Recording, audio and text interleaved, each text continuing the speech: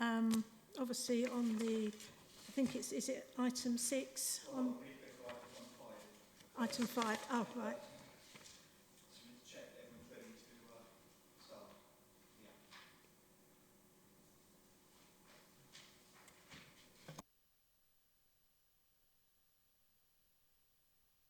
We have Councillor Stalker, Chairman.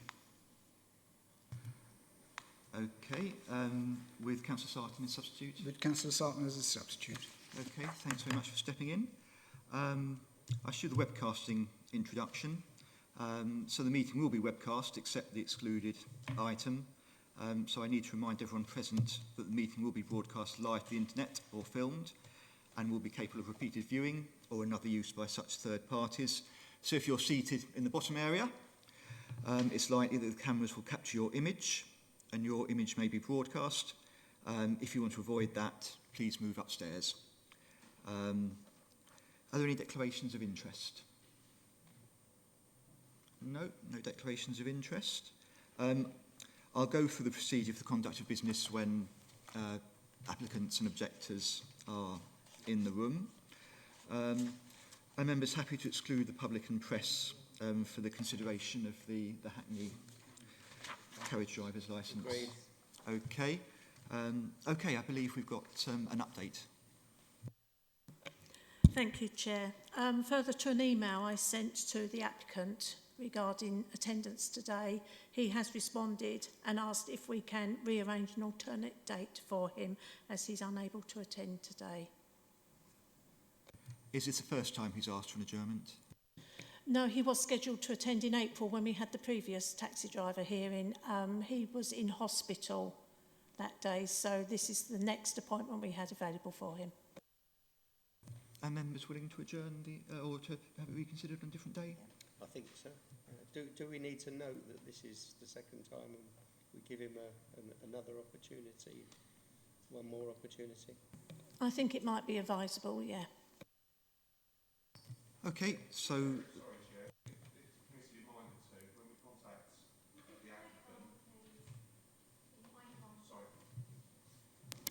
If the committee are minded, Chair, when we contact the applicant, we can advise him that as this is the second time that we've had to postpone the hearing, if he were to cancel again, we may determine the matter in his absence.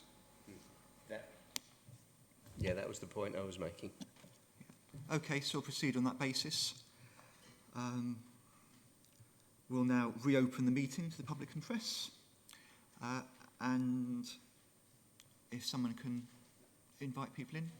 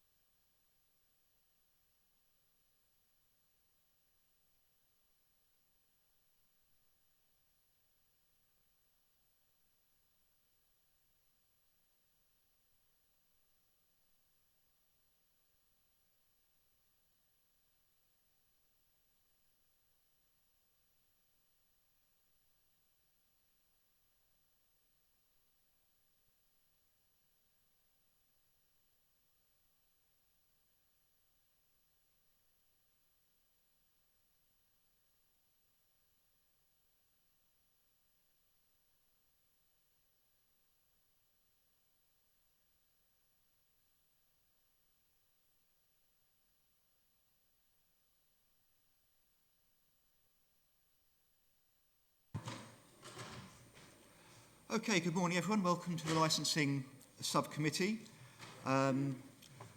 First of all, I'll just repeat what I said earlier, so you're aware this meeting is being webcast. So if you're in the bottom half of the council chamber, what you may be recorded, your image may be recorded. If you want to avoid that, you can go upstairs, but obviously you can't then take part in the meeting and make any representations. I'll introduce myself. My name is John Whitehouse. I'm one of the councillors and the chair of the meeting, and I'm joined by Councillor Judy Jennings and Councillor Alan Lyon, who will determine the application with me. We're also joined by Councillor Mary Sartin, who's a substitute member and will step in for any reason if Councillor Jennings or Councillor Lyon can't continue. On my left, we've got Graham Oakley, the legal officer, Adrian Hendry from Democratic Services, and our webcasting officer at the end of the table there. Thank you all. And I'll ask people to go around the chamber and just introduce who they are and in what capacity they're here. So if we start on the right-hand side from the front, please.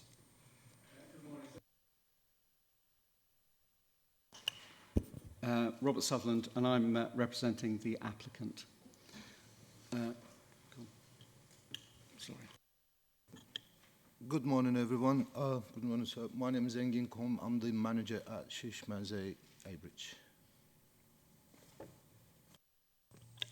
Good morning, sir. My name is Mama Go. I'm one of the managers from the restaurant. Good morning, sir. My name is Kokangina. I am the applicant of the application. Thank you. Good morning, sir. My name is Jim Solis. I'm Complete Licensing, a licensing consultant. Louise Coveney, Environment Enforcement. David King, Licensing Manager for the Council. Debbie Horton, Licensing Officer for Epping Forest District Council. Darius, Enforcement Officer, here to spectate. Good morning, Tracy Latham, Training Enforcement Officer for the Council.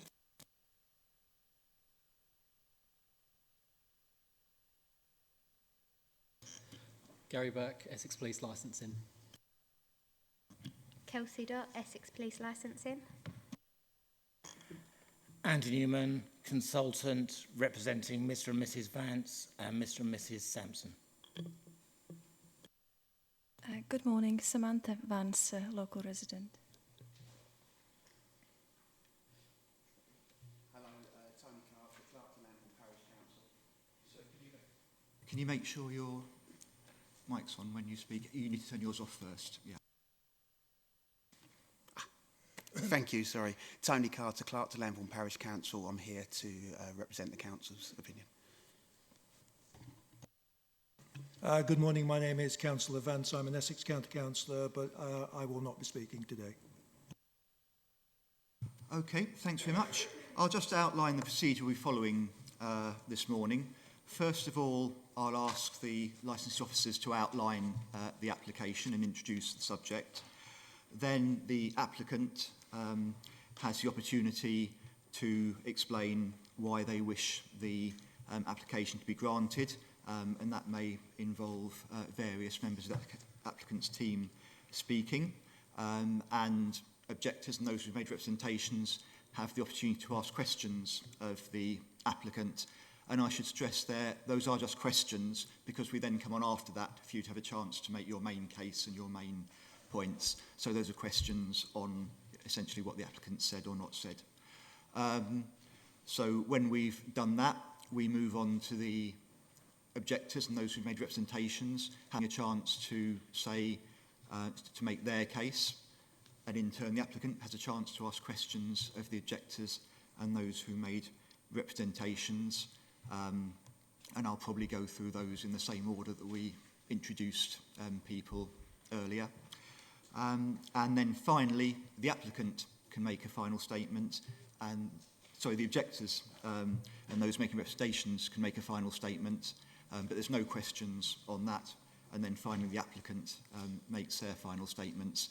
And I should say in the final statements, you shouldn't be bringing in new evidence or new topics at that stage. It's really an opportunity for you to summarise and bring out any key points that you want to emphasise.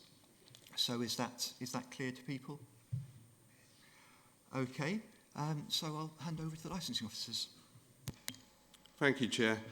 Chair, historically the premises has operated as a licensed restaurant from this location for a number of years, and the existing premises licence permits the following licensable activities in the ground floor area only. The provision of regulated entertainment between 10 a.m. until midnight, Monday to Sunday. Late night refreshment between 11 p.m. until 1 a.m. Monday to Sunday, and the sale of alcohol for consumption both on and off the premises between 10 a.m. and 1 a.m. Monday to Sunday. The premises has applied for the grant of a new premises licence to permit the provision of regulated entertainment between 10 a.m. until midnight, Monday to Sunday, late night refreshment between 11 p.m. until 1 a.m. Monday to Sunday, and the sale of alcohol for consumption both on and off the premises between 10 a.m. and 1 a.m. Monday to Sunday. These are the same as the existing hours. However, the applicant has also sought to increase the licensable area to include the first floor. Full details of the application, including the operating schedule, which sets out the conditions that will be attached to the licence if it were to be granted, can be found within the report. During the consultation period, the Council's licensing team has received 19 representations. 17 of those representations oppose the application and 2 are in support. The representations received are from residents, the Parish Council and 2 of the responsible authorities, namely Essex Police and the Council's Community Resilience Team. However, the subcommittee should note that following correspondence with the applicant's representative, the Council's Community Resilience Team have confirmed that they are willing to withdraw their representation on the understanding that the conditions included in the supplementary documentation provided by the applicant is included on the licence if it were to be granted. Louise from the Community Resilience Team is in attendance today and can provide further clarification should the subcommittee require. The subcommittee should also note that Essex Police have also indicated in their supplementary documentation that following correspondence with the licensing agent acting on behalf of the applicant, conditions have also been agreed. The police will no doubt want to go into more detail regarding their submission when making their submission.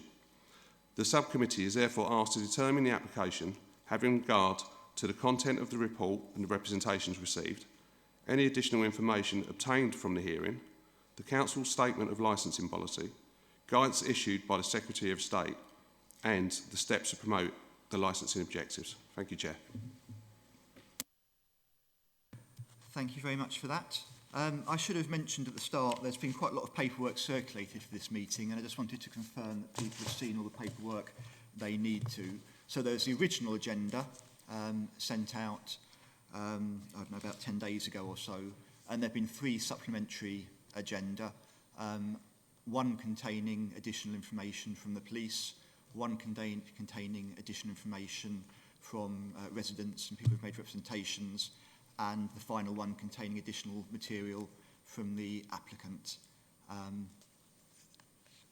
Is anyone not aware of that paperwork? That's encouraging. Thank you very much. Okay, so I'll now hand over to the applicant, and if you'd like to introduce your application, please. Thank you, sir. In respect of this application, I am looking to keep this, I think, as straightforward as I think it really is. In respect of these particular premises, there is a premises licence in existence, and if I turn you to page 7 of the supplementary bundle, which was the evidence for in support of the application, on that page, sir, is a table which sets out the difference between the 2 licences. The purpose of the application is to incorporate the first floor into the operation of the restaurant bar premises. The premises, because of by various different routes, is able to operate on the first floor. However, a licence is required for alcohol to be dispensed. And I could, but I have no intention, so you'll be very pleased to know, of going through all the elements of what makes a sale of alcohol. I think it's accepted generally that the key bit is probably the dispensing of the alcohol. So with the licence as it is at the minute, the premises can dispense drinks from the ground floor, and there isn't a dumb waiter at the premises.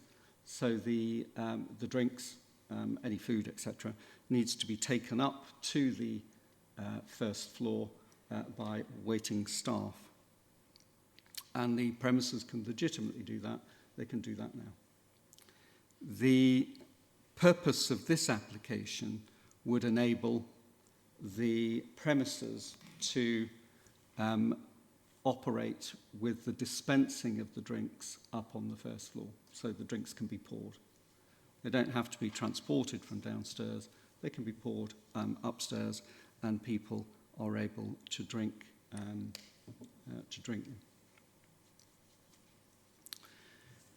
There's some talk that the premises is intended to be used as a nightclub. If there is any doubt, because of how the application has developed from the point of view of times and conditions which have been agreed, let me immediately say to the committee that there is no intention to operate anything other than as a restaurant with bar. And yes, as with many restaurants, that will include some form of entertainment. And that's not unusual, I think, with a restaurant. So that's really the purpose of the application. The difference between the two licenses, if I could turn now to page 7, which I drew your attention to earlier. In relation to late night refreshment, the current hours are from 11 p.m, I should say, till 1 o'clock day following, and there's no change. It's identical. In relation to live music, the current licence authorises live music from 10 in the morning through to midnight. Now, due to deregulation and various other things, we've removed live music from the premises. It's not, the intention is that any live music will finish in line with the conditions which you'll have seen, and I'll take you to in a moment. So there's no live music required to be authorised by the licence. In relation to recorded music, currently the premises has unlimited, unrestricted recorded music, so it can operate 24 hours a day. I'm not saying it does, I'm just saying that's what the licence allows it to do. And this application reduces that so that the recorded music is from 10 in the morning to midnight.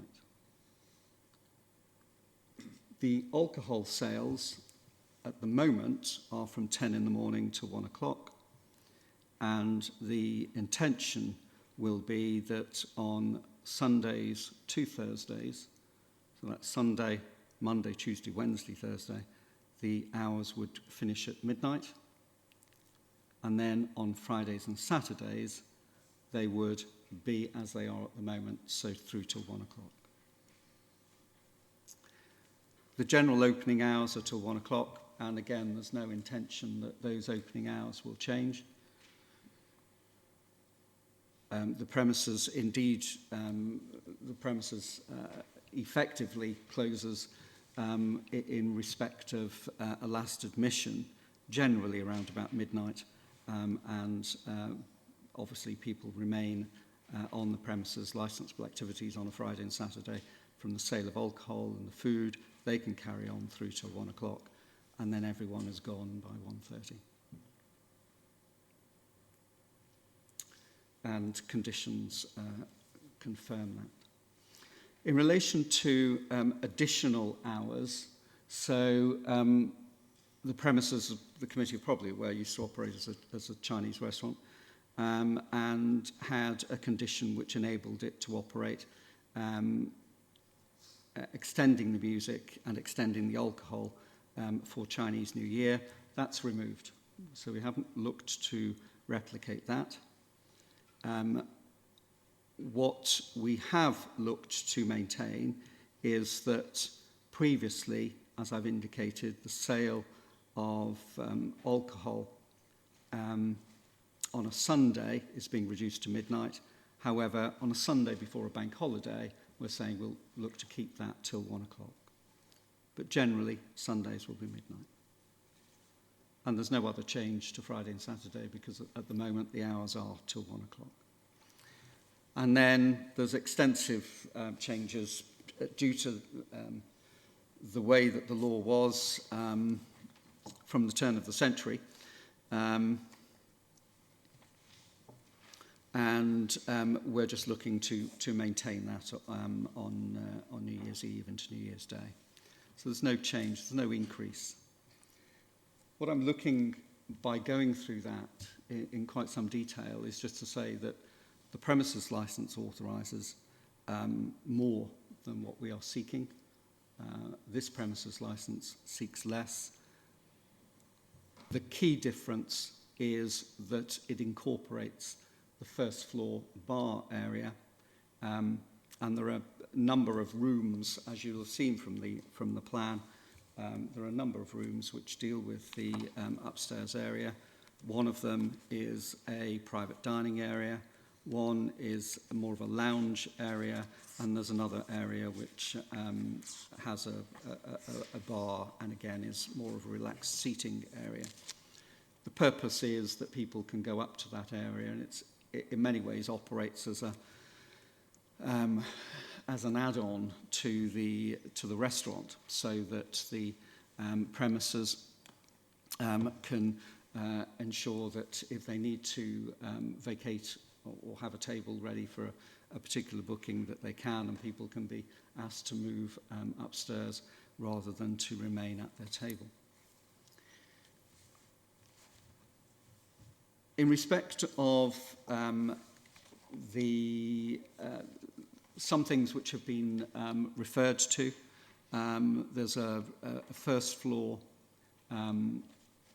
roof terrace which is used by smokers and only by smokers. It's not used by people drinking. And there's an external area that's referred to again that's not included as part of this application. The only parts that I'm looking to deal with in this application are the internal areas, the ground floor, which is laid out as a restaurant, and I'll show you some photographs of that in a moment, and the first floor internal parts. I'm not looking at going to any other area. This isn't any application by stealth. It is what it is, and we're seeking to, as I say, incorporate that first floor inside part of the premises. So that deals with the application. What I would look to do, obviously you've got, and you've seen the report from Mr. Sollers. Mr. Sollers is sitting immediately behind me. If there are any questions for Mr. Sollers, then he will be able to deal with it. I am taking it that the committee have read through his report, and so I'm not going to take you through it. There's then a report which deals with the crime statistics for the area, and basically indicates that there's no crime as such which is originating from the premises. Mr. Bunch is not present, however, it is a matter which Mr. Sollers, given his background, he's able to deal with. So if there are any questions in relation to that, then again we can address them. Page 25 sets out the conditions which I understand have been agreed with the responsible authorities, with the local authority team and also with the police. And it's these conditions which I commend to the committee. They're based upon discussions with what I'm going to call your experts, because certainly the guidance would encourage you to take advice in relation to crime and disorder, to take advice in relation to nuisance from your experts. And I would say that your council officers in relation to noise nuisance and the local police are the experts in relation to these matters. So turning to those conditions, sir, which I would ask the committee in granting a licence to impose on any licence that's granted, that number one is saying that regulated entertainment is provided after 10 o'clock on a Thursday, Friday and Saturday. So when it is provided on a Thursday, Friday and Saturday and Sunday, SIA door supervisors will be employed at the premises in such numbers as are appropriate based on a risk assessment. So on occasions when we're operating as a restaurant without any entertainment, then obviously that condition wouldn't apply. But accepting that different people may come to the restaurant and may be encouraged to come to the restaurant if regulated entertainment is provided, then based on a risk assessment, obviously door supervisors would be employed. When door supervisors are employed, then they are required to wear body-worn video. All door supervisors are required to wear body-worn video, and that's condition 2. And when, again, door supervisors are employed at the premises after 10 o'clock on those days that I've mentioned, then one of those door supervisors is dedicated to patrolling the area outside of the venue. Condition 4 is important and reflects, obviously, some of the concerns which have been raised, so that there's no open containers of alcohol allowed to be removed from the venue and no glassware to be taken outside at any time, save as for off sales. And in those circumstances, excuse me, sir, in those circumstances, obviously, in relation to an off sale, it would be a SIB container, as you may get from any off licence. After 10 o'clock, all external windows and doors are to be kept closed. And again, that's a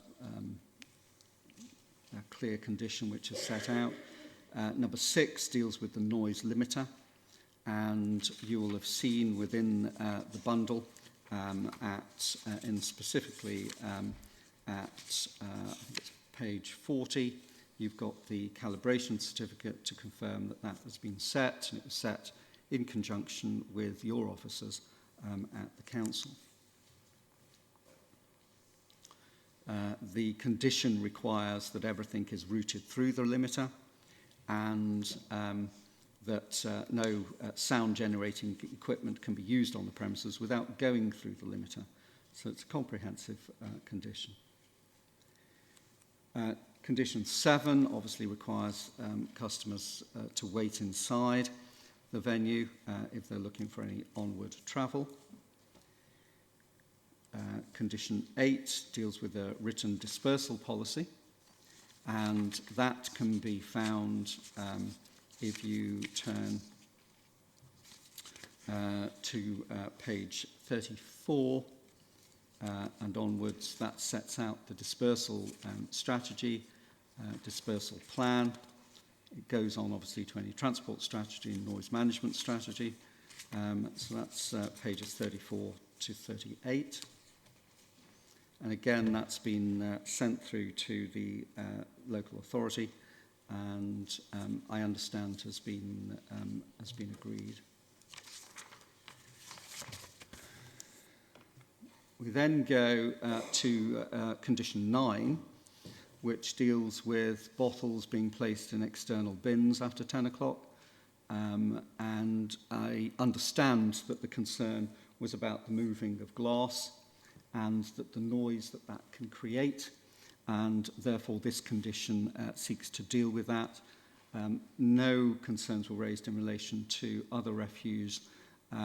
You will have read in the papers there's obviously reference to rats. Don't think that's a surprise. There's Fields River very close by.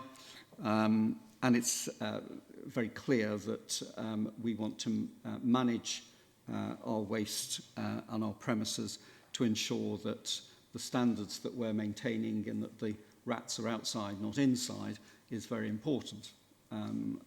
Probably goes without saying, but that condition, as set out there and agreed with your officers, enables that to take place. Condition 10 looks at the sweeping at the end of the night to make sure that the external area, we've indicated that people aren't allowed to take drinks outside, but should any detritus gather from customers who may be outside smoking or may just arrive because people were walking through the area. However that detritus gets there, then we are undertaking as part of that condition that we're going to sweep it clean at the end of the night, and not only the frontage outside of our property, but also 5 metres either side. We put notices up around the premises asking customers to leave quietly. All outside areas, as I mentioned earlier, are to be cleared by customers by 10 o'clock, and after this time people can only be outside for smoking. At all times regulated entertainment takes place, doors and windows are closed. The issue in relation to the alcohol is made clear by number 14, so that's very clear that the sort of supply and sale of alcohol is until midnight on a Sunday to Thursday, except for the bank holidays, when of course we're looking for to keep it to the 1 o'clock, which it is at the minute. We make it very clear that live music is to cease at 2300 hours. There's no authorisation, as I've indicated, for live music, but to make sure that there were no misunderstandings, we're setting out that there will be no live music and it will cease at 2300. No speakers are to be placed in outside areas. And then we have number 17 is, I understand Essex Police's standard wording in relation to CCTV, and that requires that obviously we've got the equipment, it's in good working order, and at all times whilst the premises is open for licensable activities, somebody is on hand to be able to download any recording as requested by the police. Condition 18 and 19 deal with the incident log and sets out what must be recorded. And indeed, condition 20 deals with either it can be a hard copy or it can be digital. Condition 21 makes it clear that whilst the premises will have closed by 1 o'clock, customers have to have vacated the premises by 1:30. So again, that reinforces that point, save for exceptional circumstances, of course. Conditions 22 deal with training records, and I'm sure it's probably a condition that you're familiar with. And again, the maintaining of the records in relation to the training. 23 deals with the refusals book, and again, I'm sure that you're familiar with refusals book conditions, and again, that just sets out what we're required to ensure is in place. And condition 24 deals with the age verification policy, which is challenge 25, so requires us to obviously display notices. After the conditions, there's then a statement from Mr. Com, and he has been the manager at the premises, general manager at the premises, for a number of weeks, and he sets out If there's any questions in relation to the operation, then obviously he'll be the best person really to deal with it. Page 32 sets out the letter that was sent to everybody who made a representation in relation to this application. It's a letter that Complete Licensing send out generally, just to see whether there's any particular items that can be agreed or any misunderstandings that can be addressed. I've mentioned the dispersal strategy, and that's obviously set out at pages 34 to 38, and also the sound limiter calibration. Page 42, some reference is made in documentation to a noise abatement notice. The noise abatement notice was withdrawn, and page 42 really sets out the court order which brought that effectively into place. There then follows a number of photographs, and what I would look to do is just take you through those photographs. I've lost a pagination on this, so it's the first photograph, which is the outside of the premises. You've then got the front door, and then you've got the side of the premises where there is some parking. So this is to the rear side. There's then a further photograph which shows cars in front of the main entrance before we go inside. And then you've got a picture at page 48 of the area behind the bar on the ground floor. And then we have pictures inside, which is the layout of the premises. Every time I've been to the premises, it's pretty much been set out in that way. Page 50, the people who are present, because I think this was taken on a trading day, have been whited out, as it were, and the same with photograph 51. But as you can see, it's the ground floor is very much set out as restaurant. Photographs 52, 53 are all and include also condition. Page 54 are all pages downstairs. 54 is the bar area, which is on the ground floor. 55 is the ground floor at the very end of the premises, and it's sometimes used for private functions. 56, you've got the door to the premises, but it's showing you from inside, so that's the main entrance. 57 shows a staircase with flowers on the side.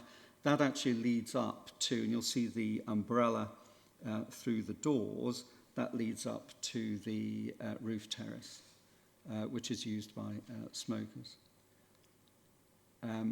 So this is all first floor now.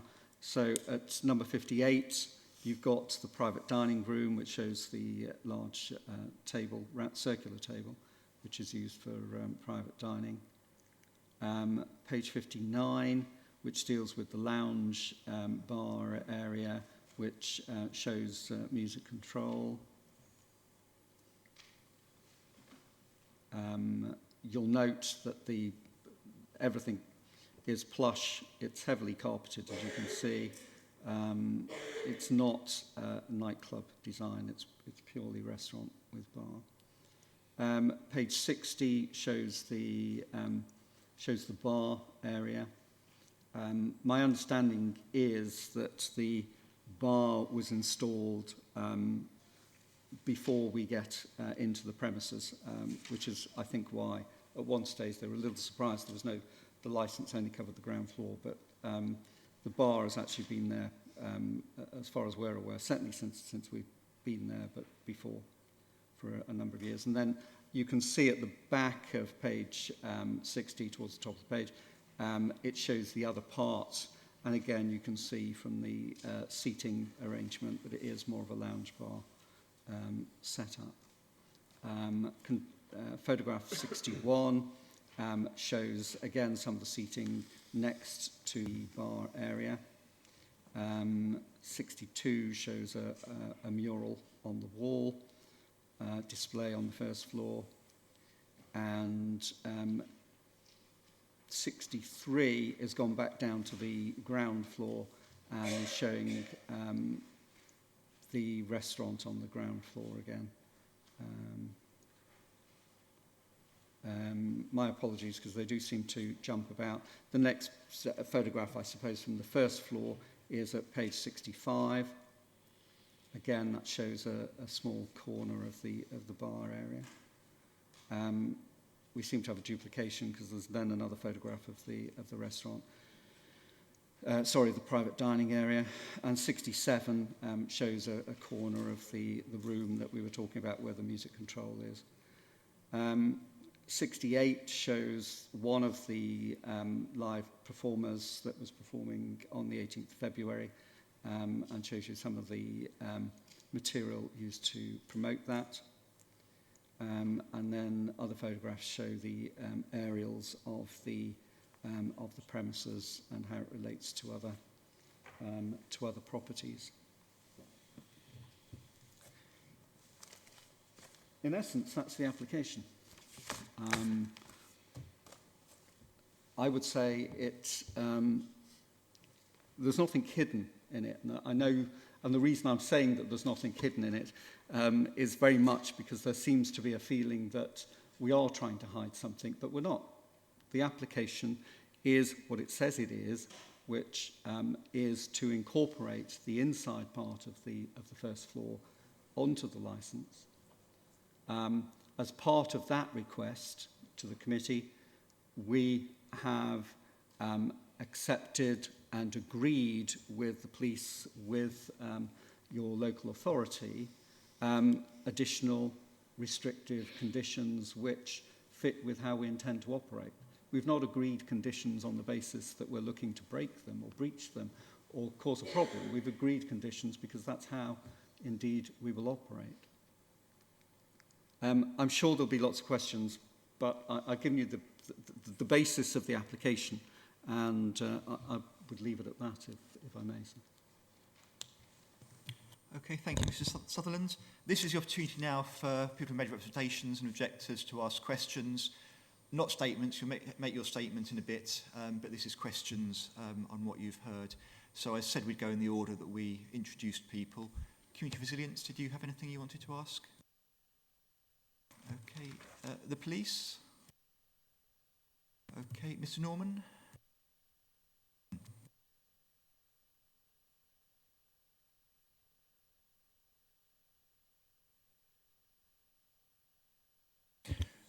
Before I start, may I ask Mrs.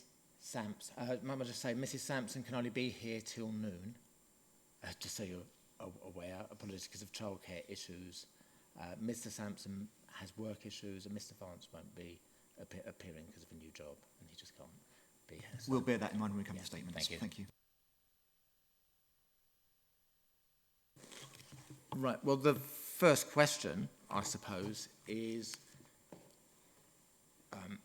why would there be a live music condition which duplicates when, as you say, it's deregulated and we shouldn't have duplication of conditions? Please. Mic off.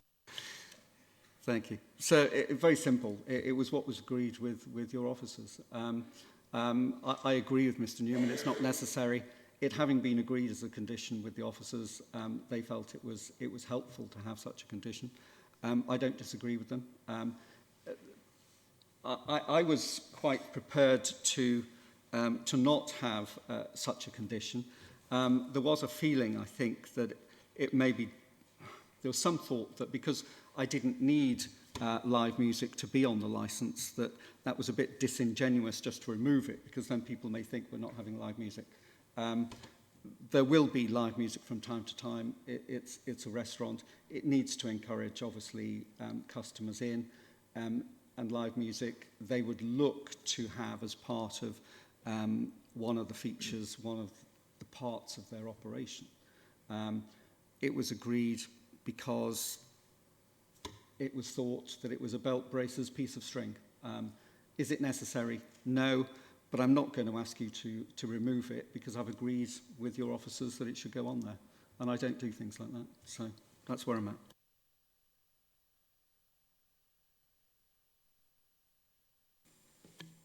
Thank you. Obviously, we'd suggest it, if you were so minded, sir, it may well be advantageous to remove that, to simplify things. We're told that this particular application to vary isn't a stealth application. No reason to believe it is necessarily. However, a question is this, once we receive the correct plan for the premises after I protested, that shows the licensable area.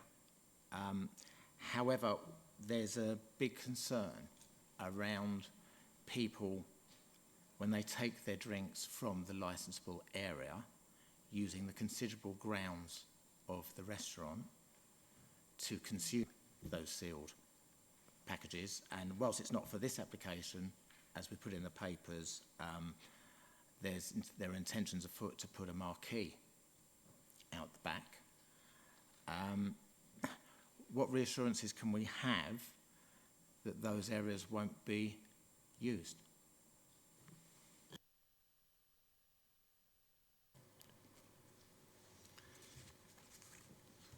So in relation to this particular application, this application deals with the plans which have been submitted. There's no intention to go beyond those plans in respect of this application.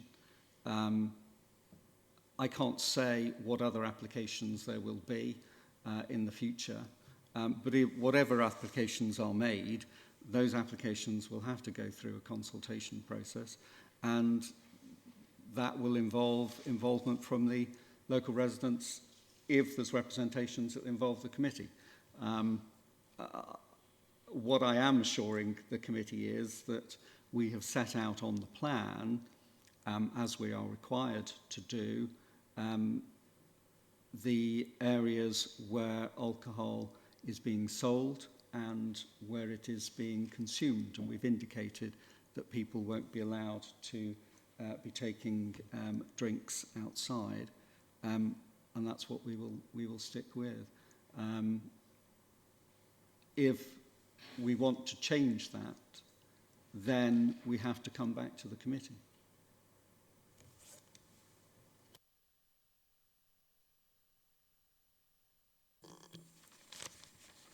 Thank you. Whilst I may have misheard, but I thought I heard it said that I'd agreed on behalf of my client's conditions. Sorry. I may have misheard, but I thought I heard in Mr. King's intro that on behalf of my clients I'd agreed conditions, which I haven't. I've proposed conditions. May be mistaken. However, there was mention of the CCTV condition in line with Essex, but I've already made the point that I've already been called a dinosaur by the agent, but James, but one condition that is missing with CCTV is that images, I say recordings, are kept for, I said 31 days, but maybe 28 days would be more appropriate because of that's the system, according to the papers. It saves images for 28 days. Would that be something that the applicant has considered?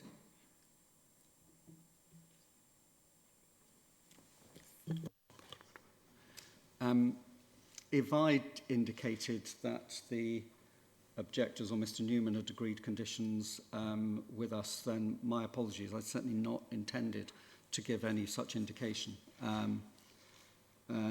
So my apologies if that's the indication that came across. We've certainly agreed conditions with environmental health and also with police. In relation to the CCTV condition, I would say to the committee that we've agreed the condition with the expert advisors that you have, who are the police. That's the condition that's been agreed, and I would stick with that condition.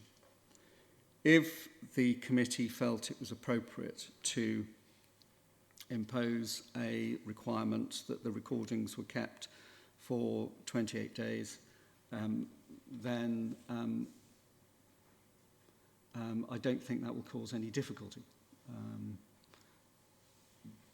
But in relation to the conditions which have been agreed, the wording is as has been agreed with the police. I'm not looking at changing that. Okay. Any more questions? Yeah. Okay. Yes, sir, just a couple. I'll go to my main submissions later, but a couple of points that kind of link to the same thing. I find it quite strange that the application for alcohol is at the same time as on the application for the closing hours. There's no traditional, if you like, drinking up time. And also, I also find it strange that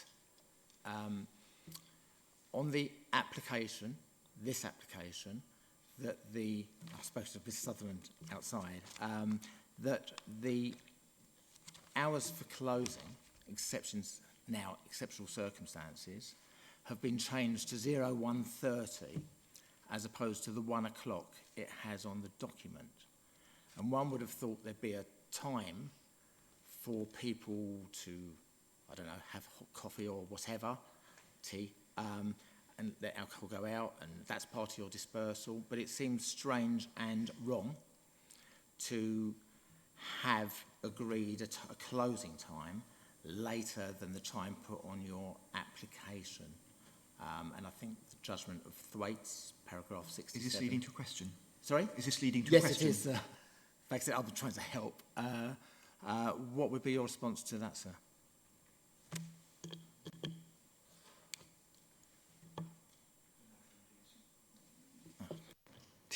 Thank you.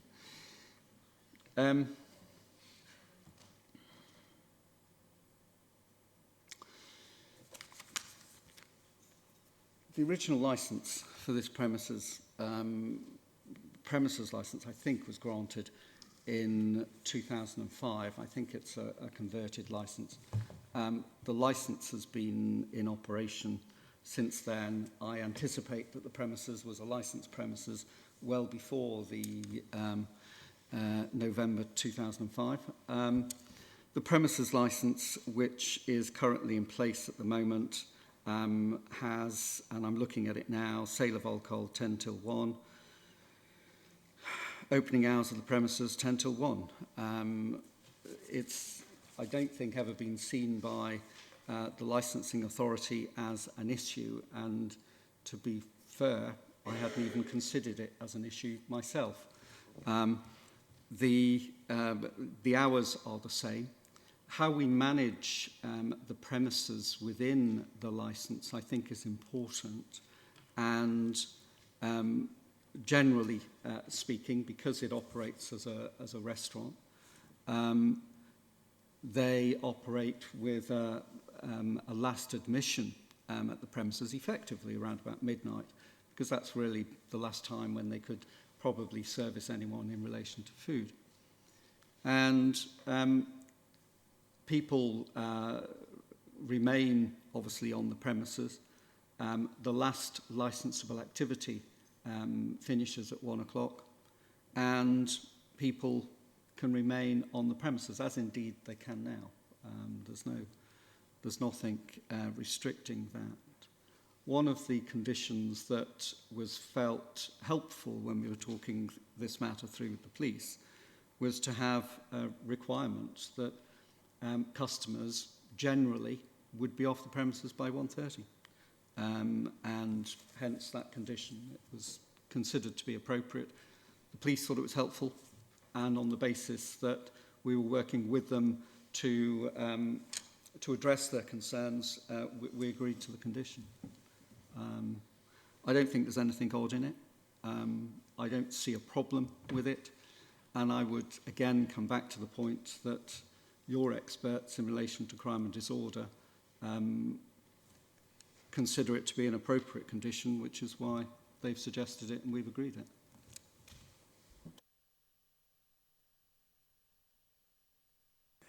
It's merely a response. I disagree, but no further questions from me at this stage until I go into my submission, sir. Thank you very much, Mr Newman. The Parish Council, do you have any questions you wish to ask? I've only got one question to ask. You said that you, obviously, it's just for food. You're not basically taking people into the establishment for other purposes. And also that you don't use the terrace. But I've got an advert here that basically says people can pay £10 if they don't eat to come to an event, and it advertises dancing on the roof terrace. I just wondered if you could just clarify that point for me, please. I don't know the advert we're talking about, but I anticipate it's to do with the platinum. It was a Platinum Jubilee, Platinum Jubilee weekend. I think it's in relation to that. I think that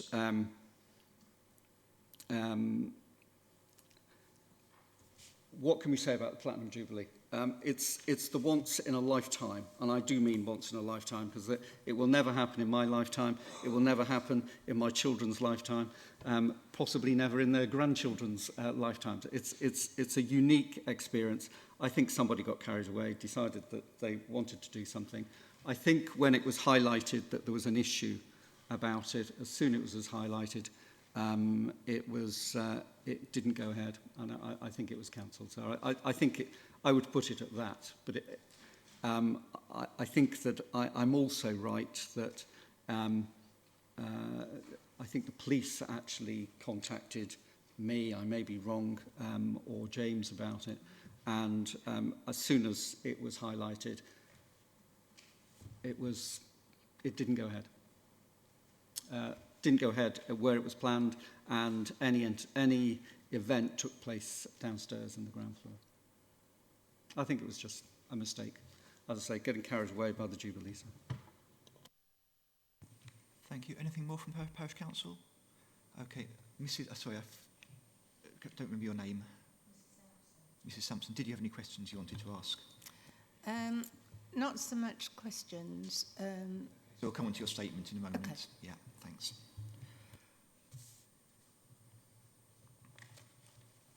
Okay, members of the panel. Councillor Jennings, any questions? Just one or two, please. Right, just one or two. There was a mention of crime in the area associated perhaps with the restaurant and people leaving the restaurant. Can you just clarify that for me? You said there wasn't any, but I think I did read that there was an incident. Could you just expand on that, please? Certainly the figures don't support that. I think in relation to, there is talk about an incident. I think is this, I may be wrong, is it April or sometime? There's no reference to it other than that. I think that the issue at the end of the day doesn't come down to the premises. I'm just looking to see what dates you're talking about now. I think there's reference on the 10th of April when, is that the date you're referring to? Do you know? I don't have any details of it. Again, it's not something which is referred to at all, other than, I think, by a resident in passing.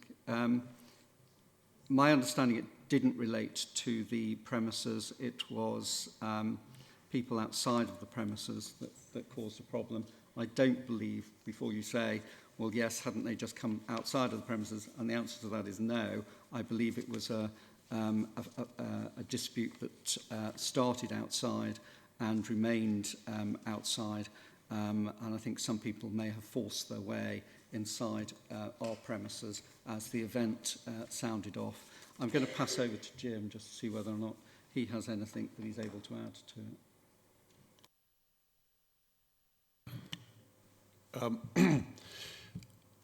I was aware that there was an allegation that late in the evening there was some sort of disturbance.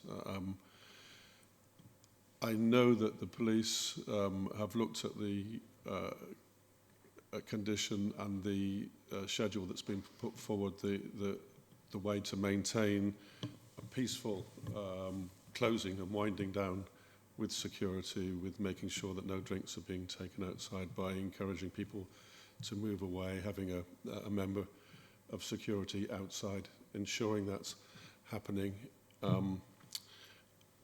These are policies that are used in other premises. They're tried and tested. They allow the authorities to monitor the premises to make sure the premises are doing what they say that they're going to do. It allows the premises to know exactly what they're going to do. The actual door staff who are employed there are now required to wear body-worn video in the same sort of way that the police would, so that in future, if there is a disturbance or if there is any nuisance, then exactly who's responsible for that will be recorded. And it's reassuring that invariably in premises where people are using body-worn videos, that the incidents of disorder are much less than those that don't. The crime figures generally show that Abridge is actually quite a quiet, sleepy place. It's below some of the Essex averages. I did do one night duty, or one late evening there. There's three premises very, very close to one another. The night that I was there, more noise was coming from the 70-year-olds karaoke party in Bordelli's next door. Every time the door opened, the singing could be heard coming out. The Blue Boar that night was pretty much dead. The restaurant was trading as a restaurant. And so long as these conditions and policies are there, I'm absolutely confident that the restaurant can run as a restaurant. It can be orderly maintained, and that the need to keep people in, or to allow people to stay in for what is perceived as an extra half hour, it actually isn't an extra half hour. The 2003 Licensing Act deregulated drinking and eating as licensable activities precisely so that at a certain time not everybody left. So if the sale of alcohol is at 1 o'clock, then everybody's not leaving 5 minutes or 10 minutes or whatever after. People are leaving as they finished in a gentle way. And I was at the meeting when we talked about the police wanting everybody off the premises by 1:30, which I personally agree with. However, I actually said there may be a condition that if someone's still waiting for a taxi, if it's going to be another 5 minutes or 10 minutes, then it would be wrong to put people out onto the street for that 5 or 10 minutes exceptionally, or if there was a vulnerable person. We can't look at everything. What we can look at is the conditions that have been agreed with both of the authorities who are experts in this, who agree this is the way to run a late restaurant, and I agree with that. I've got a couple more questions, if I may. The door supervisors that you mentioned, would there be a door supervisor every single night when people leave? There wouldn't be a door supervisor every single night.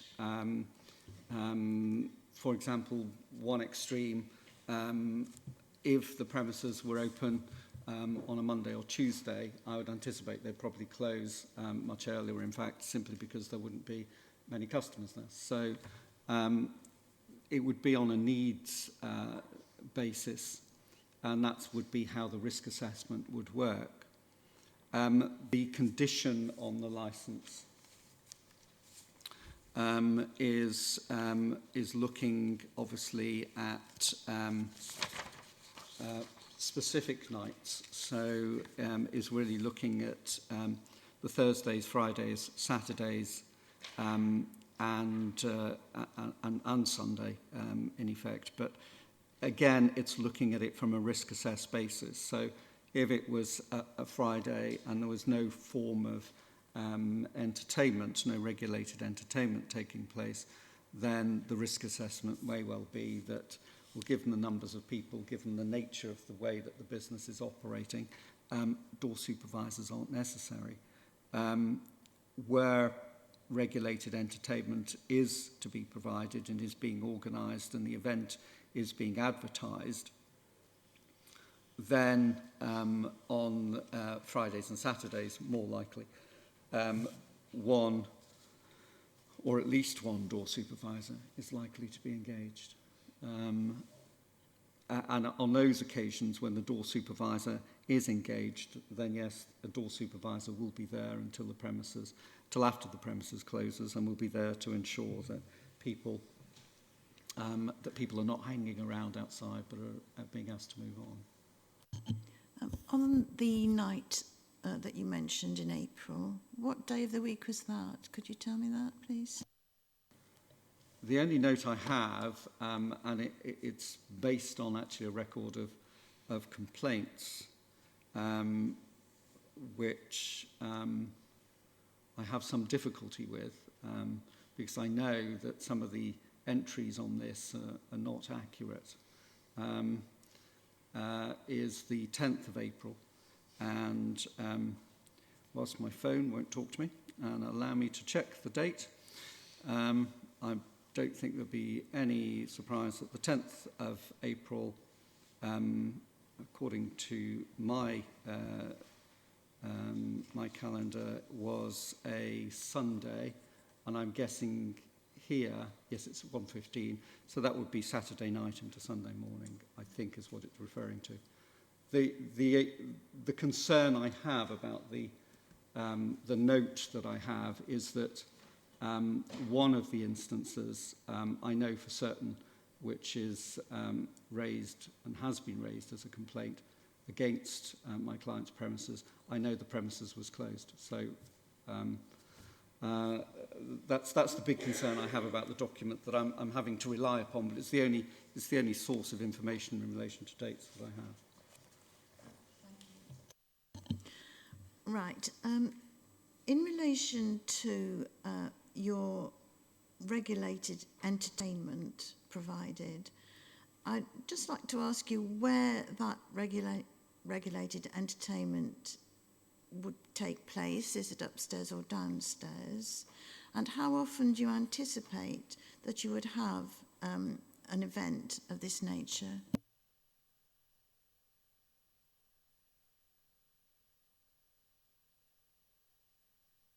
I do apologise.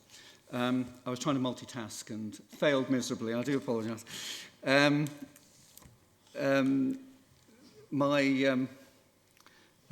IT has just slightly failed on me. What I was going to do, Madam, to address your point is was to take you to the photographs, if I may. And in doing that, I'm just trying to pull them up. And then I was going to ask Mr. Com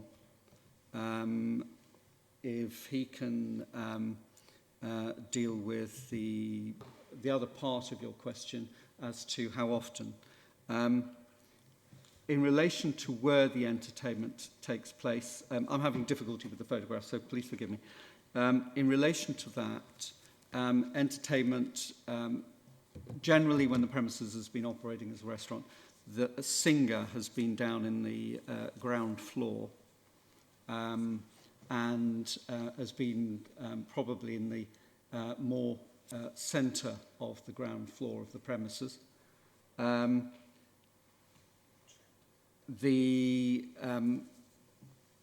Initially, I think there was no sound limiter set.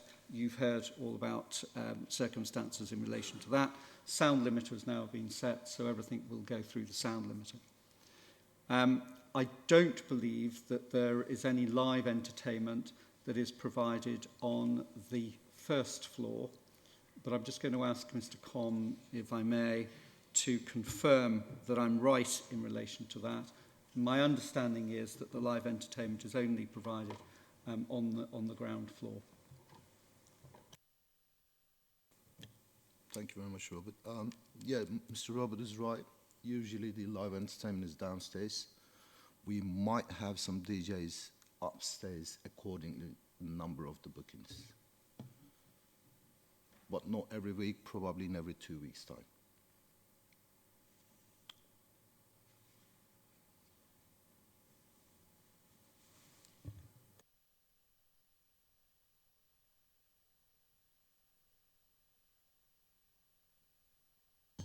I'm getting to the end of my questions, you'll be pleased to hear.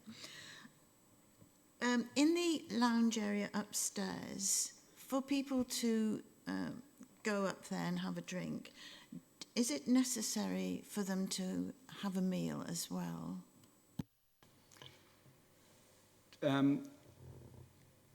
Generally speaking, yes. It's how they control the operation of the premises. So generally the upstairs is used for people who have eaten at the premises. Will there be exceptions to that? And it is used, I suppose, as a means of vetting customers, as all premises do. If you're nicely dressed and of a calm disposition, then it's likely that somebody would be allowed upstairs in order to just purchase a drink, on the basis that sometimes that can then lead, of course, people who are purchasing drinks to then go and eat downstairs. But the main intention is that it will be people who are eating in the restaurant. But it depends, I suppose, on how busy everything is. Is the intention to advertise the fact that people can come in and use the bar? That's not the intention, because it will detract from the main purpose of the premises, which is as a restaurant. Thank you. And my final question is about the private dining area. Can you explain to me how that private dining area functions? Is it that the table is purchased by a single individual and invites other people to that table, or is it a booking for a meal there? Madam, I think we're looking obviously at page 58, I think it is. I'm going to pass that over to Mr. Com, if I may. Thank you. Basically, ma'am, it's one table of 10 people. 10 people, maximum 10 people we can accommodate in that room, and it's for the diners only. Yes, ma'am. You're welcome. Okay, Councillor Lyne. Sir, sorry. It's come to myself. I wasn't going to leave my questions till later and go through at length. My two clients would like to ask some questions on what's been said, please. Okay, I'll give people an opportunity Yes, once we've heard from the councillors. Thank you. Thank you, Chairman. Yeah, I've got a few questions for Mr. Sutherland. Obviously, you're trying to act as a responsible business, but I'm also concerned about the proximity of the residential area, and it's only probably 30 metres across the road where there's some houses and residential areas that people will need to be concerned or considered. I think that there is a question I have about being able to take a meal with a drink, and the question that I'm rather concerned about, one is you're talking about DJs upstairs and taking drinks without having a meal.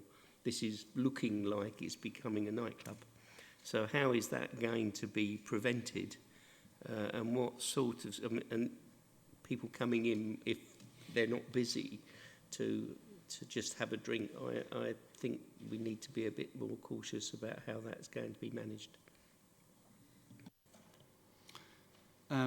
So yes, I think this is as far from a nightclub as I could imagine. The situation is that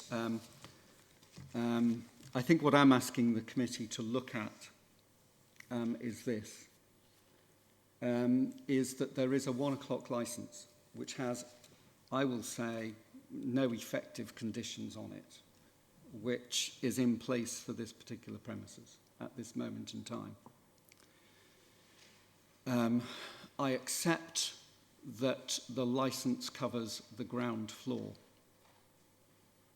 but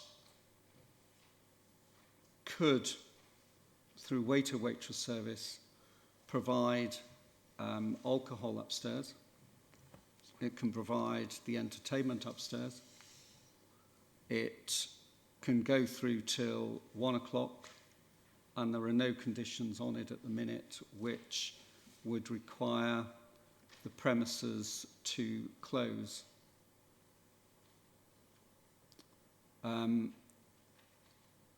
That's, and I'm not saying this is how the premises operates, because it's clear that it doesn't operate in that way, but the licence would allow anybody to operate in that way.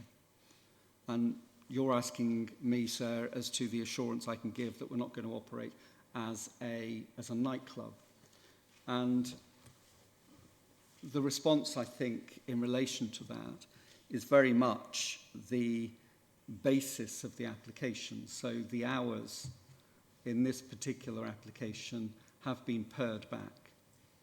I accept they are the same on a Friday and Saturday, but for the rest of the week, the hours that we are seeking are less than currently there.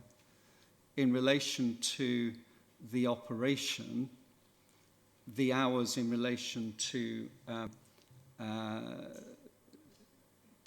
how we can operate both ground floor and upstairs, and the licensable activities that we can have, the controls through the conditions that we have are far tighter and far more restrictive than are currently in place. And I think that's really where I would say, so I would urge the committee to come with me and say, okay, yes, this licence is more tightly controlled, is more regulated, and therefore it does have sufficient controls in place. You'll have seen, sir, the supplemental bundle from the police. And the police very clearly set out, based on information intelligence that they had got, that the premises was going to turn into a nightclub. And we had a meeting at the premises, and it's very clear that from that meeting, from the discussions that were had, from the opportunity to be able to see the premises, the police have been satisfied, their concerns have been allayed in relation to the fact that this is not a nightclub, it's a restaurant.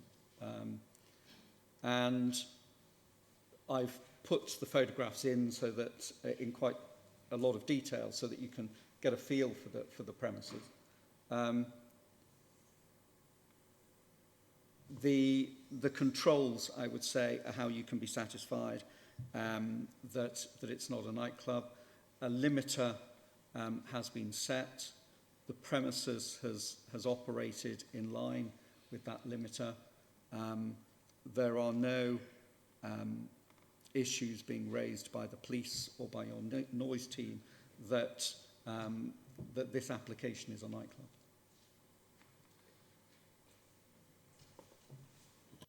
Just coming back on that, I think you actually said that the last admission was expected at 12 o'clock. I'm not sure that's enough time to actually have a meal. So I'm just a bit concerned about that 12 o'clock last admission.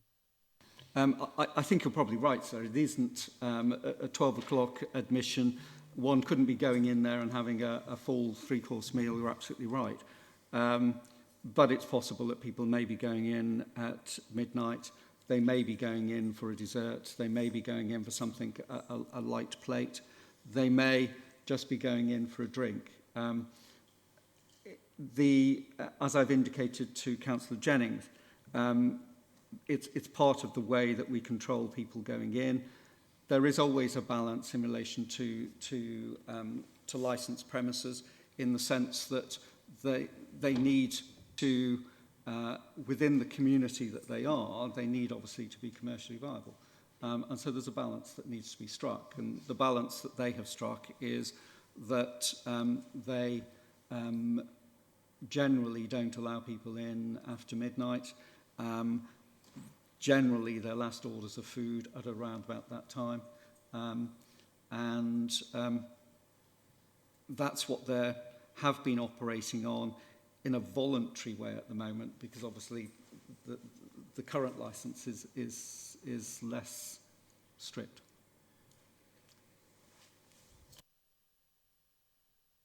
Just on another point which relates to the smoking area, obviously that's an open area, and again the noise carries quite a lot in that sort of area because it is quite open there.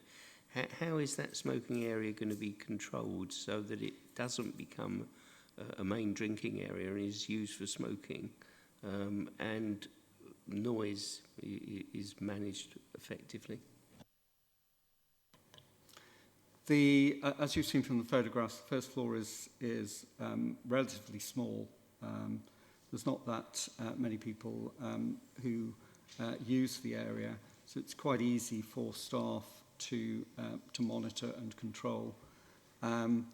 When door supervisors are on duty, which is generally when the first floor is open on the Fridays and Saturdays, they, as part of their patrol, will also make sure that there's no drinks outside. With all the things that have been written, I may be wrong, but I don't recall that there's been lots of complaints about noise of people in that area. I've had lots of complaints and things which I may not accept on all things, but I know there's been lots of things said about other things, but I'm not sure that area has been a problem. Just one further point on that. Is there any CCTV on that smoking area? The short answer is yes, sir. Yeah. Okay, and then I've got a couple of questions of my own. Right at the outset, you made clear, and it shows in the plan as well, that this is an application for licensing activities indoors, within the red line. Just to understand the operation of the business, what is the use of the outside area and the intended use of the outside area? There are two parts, I think, to outside. One obviously is the roof terrace, and the other is the marquee area, if I can describe it that way, without being too contentious. In relation to the roof terrace, it's certainly possible that may form part of a separate application to join it as an area where people may drink outside. Having been up there, it's very pleasant during the day. It is quite a sun trap up there, so it's very pleasant up there. That's certainly possible, sir. It's not part of today, but it is certainly possible. And then the area in relation to the marquee, I think it's hoped that they may be able to use that area, but I think there are a few difficulties which have arisen, which they need to address. So at the moment, sir, I'm going to say it's a work in progress at this moment in time. Okay, and a lot of the sort of discussion has revolved around the difference between the existing licence and the proposed licence. What are your intentions with regard to the existing licence, were this licence to be granted? At the moment, sir, the licence is not held by us. It's held by effectively, I suppose, the landlord of the property. And so I can't offer to surrender it, and haven't done so. Our intention is to use the licence which will enable us to use the first floor, and obviously we'll make it clear as to the licence that's in use at the premises. Okay. Just picking up a point that was made by my colleague, it's quite common with restaurants that there's a condition which says alcohol should be taken with refreshment or with substantial refreshment. Is that a condition that you've considered, and what's your thinking around that? It is a condition, so that's been considered, and in fact I think if you've probably read the report from the supplementary report from the police, you've probably seen that it formed part of, in fact, the discussions, not being sought by the police, but actually being suggested by ourselves. One of the difficulties that all, I think, hospitality premises have had from the pandemic is obviously trying to make sure that they are viable and they work. What I don't want to do is to propose a condition which makes the premises not viable. The premises is operated as a restaurant since at least 2005, and I'm going to suggest even before that, and there may even be people in this room who recall it operating as a restaurant even before 2005. In all of that time, there has not been any requirement of such a condition on this particular licence. I think it's one of those things that in relation to its location, it hasn't caused an issue in relation to how it operates. And therefore, I would ask the committee not to impose such a condition. You may have, if you read through, as I say, the police additional papers, there's reference, I think I make, to a condition that after midnight, in essence, it was to reinforce the fact that we had a last admission time really at midnight, that anyone coming in after midnight wouldn't be able to purchase alcohol without buying a meal. It was to reinforce that last admission part. If you thought it was appropriate, so then I would probably suggest that that might be an appropriate condition if you were concerned, as with Councillor Lyon, in relation to ensuring that we don't operate as a nightclub. Something like that, I think, fits in with how we operate and might give that reassurance. Okay, I also wanted to follow up on the door presence, which is sort of subject to two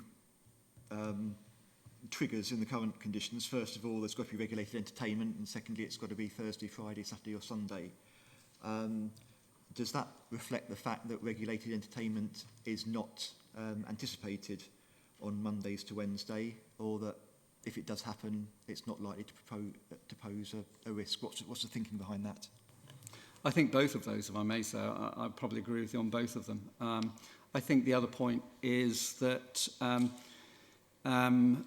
the finish hour on, and I appreciate we've included Sundays, but I think that's probably because it's linked into Sundays before bank holidays. General Sundays, Mondays, Tuesdays, Wednesdays, would be closing much earlier. It would be a midnight finish. So for all of the reasons that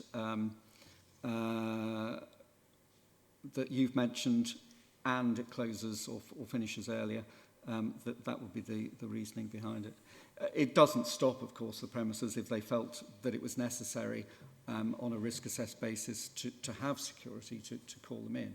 It's just not something that we're saying would, you know, be ordinary. It would have to be out of the ordinary, I think, for us to do it. Okay, and finally, in the application, you asked the licence to include similar activities, which you then define as similar activities. And I wonder if you could expand a bit on what those similar activities might be. So that is, it's such a good question, and to be frank, I've never, in all the period and life of the Licensing Act 2003, have I ever heard a good answer to that. I think it's anything similar to live music, recorded music. I've heard people say it's one thing or it's another. It's a catch-all. I don't think there's anything magic in it. I think whatever would be recorded music or live music is likely probably to be the most likely to create a difficulty from the licensing objectives. Anything similar really just means that somebody can't say, well, you can't do that because it's not live music. You can't do that because it's not recorded music. I have enough problems just trying to concentrate on the facts that if I have a keyboard, that could be live music, but in fact what it is playing is recorded music. And even down to that level, sir, it does get very confusing. I haven't got a good answer for you other than to say, sir, it's really, I think, just to make sure that everything is included, and so somebody doesn't say, oh, but that's not recorded or that's not live and you can't do it. Were there any further questions before we move on to objections and representations? Sorry, there's one question from Mr. O'Connor. Thank you. It may be me, because no one else has asked the question, but you've applied for on and off sales. If it's a restaurant, people coming in, drinking, whatever they are, what's the off sales?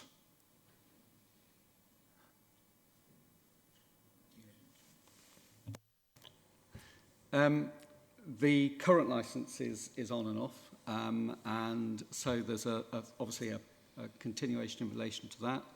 In relation to any food, we don't do any delivery, but people can take food away. If people purchase meals, purchase drinks, but don't finish their bottle, then they can take their bottle away with them. I don't think there's anything more involved in it than that, really.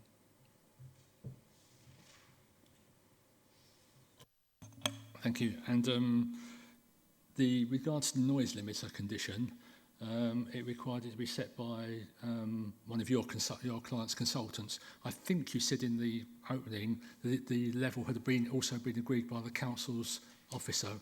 Is that right? I believe that the date that the calibration certificate is set, that it was also set in conjunction with your officers. If I am mistaken on that, then I apologise, but that's certainly what I understand. Oh. Yes, Graham. I was in attendance and it was agreed with us. Okay, we'll take any remaining questions, and I'm conscious of Mrs. Sampson's obligations, so I'll then take her statement of representation first, and then we'll move on to other statements and representations. So were there any further questions to the applicant that weren't asked earlier? Mrs. Sampson? First of all, can I just point out, it's been stated that we live 30 metres away from the restaurant. We actually don't. We live much, much closer than that. I think it's 3 metres. It's very... is it 4? 3.75. Or 4. So you can appreciate it is much, much closer. And also the night that has been spoken about regarding when the police came, you know, your colleague has said that, stated that Abridge is a quiet, sleepy village. Well, it actually was. However, when I say that a fight broke out like you cannot imagine. There was a police van, there was police cars, this was going on about 1:30 in the morning, and it was just dreadful. There was shouting, swearing, screaming. I know like we're the older part of the road, there's 6 houses, 3 of now of which their houses are for sale. And sometimes we like to help our children out and have the grandchildren sleep. We can't do that anymore because the noise had been keeping them awake. It's just gone from one extreme to the other. There's always been a restaurant there since we've lived there, which we've always never ever had a problem with. And when Sheesh first opened, it was fabulous. It was lovely. We would support it, and that was great. It was only when the live music started that we had a major problem, because it was like, literally, there's no other way to describe it. It was like having a party on my own in the bedroom. I could hear word for word of the music that was, being played. This had carried on since, I don't know when the music actually started, but it carried on until, I am going to say, we were on holiday last month. We came back thinking that here we go again, and for the last 3 weeks it has actually calmed down. And I did meet yesterday Engin, Mr. Con, is it? Con? And he was an absolute gentleman who assured me yesterday that the live music has been stopped. I hope this is right, and I hope that, because if that is the case, then it makes life easier for everybody. We don't want not to have the restaurant there. We just want to live in peace, as we've always done. Nobody would want to live otherwise. I mean, we've had our neighbours who have been in floods of tears, young girls that have got babies. And it's just been, the last, let's say, year has been a total and utter nightmare. But I'm just hoping with Engin in charge downstairs that things may calm down and go back to just being a restaurant, which is all we're asking for. Okay, thanks. I mean, that sounded like your statement rather than a question. So I'm just going to check. Have you now said all Only that because I know that I I'm appreciate stuck your for time, and I just wanted to get everything out. I'm really sorry that's if all right. I spoke out of turn. I need to give the applicant an opportunity to ask you any questions on what you've just said. So, Mr. Sutherland, do you have any questions?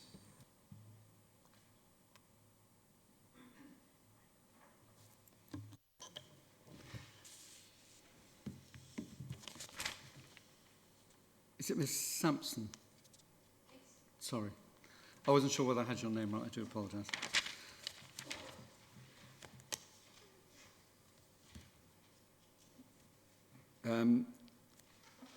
You've mentioned that you spoke with Mr. Com recently, and in relation to your conversation with him, was he able to allay your concerns in relation to what they're intending to do at this premises? Sorry. This was yesterday when I saw him, and he assured me that the live music would be no longer.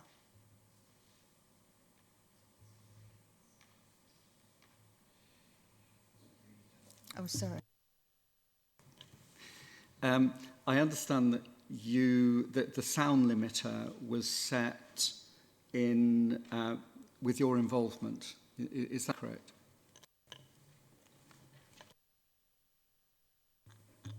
The sound limit was set with my involvement. Yes, I understand that part of the testing for the levels of the sound limiter involved listening at or near your premises. Is that correct?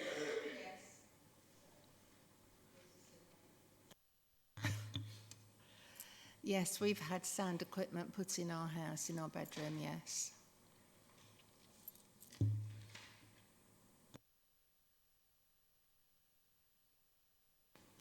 Sir, I don't have any other questions. I will make further comments on it, but no question. Yeah, so the sound limiter was set from Mr and Mrs Sampson's property. I think that's where the confusion is. The recording equipment was something different. So we agreed the levels from your property. That was recorded music only.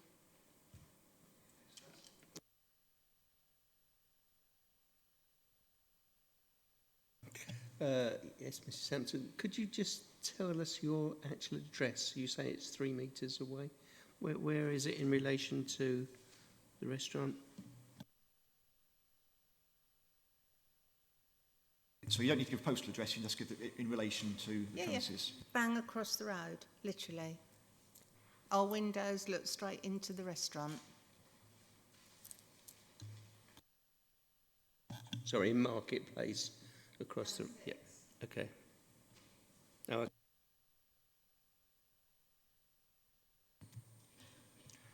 Okay. Thanks for taking the trouble to come along, despite your other constraints. I'm now going to return to just where I was before we took Mrs Sampson's representation. No, that's all right. Were there any final questions to the applicant? Has everyone's had the opportunity to ask questions? That's... oh, yes. Thank you. A question was, you mentioned something about drinks not being served upstairs unless people are eating downstairs. So up until this point, if I was to turn up with loads of girlfriends and just want to have lots of cocktails and ask for a table upstairs, would I be turned down because we're not having any food? I think I described it as one of the ways that we deal with controlling admission in relation to the first floor is whether the group or the individuals are eating, and depending on the group, depending on the size, depending on their demeanour, it may well be that a group may be allowed into the premises to purchase drinks. I've not said that we wouldn't.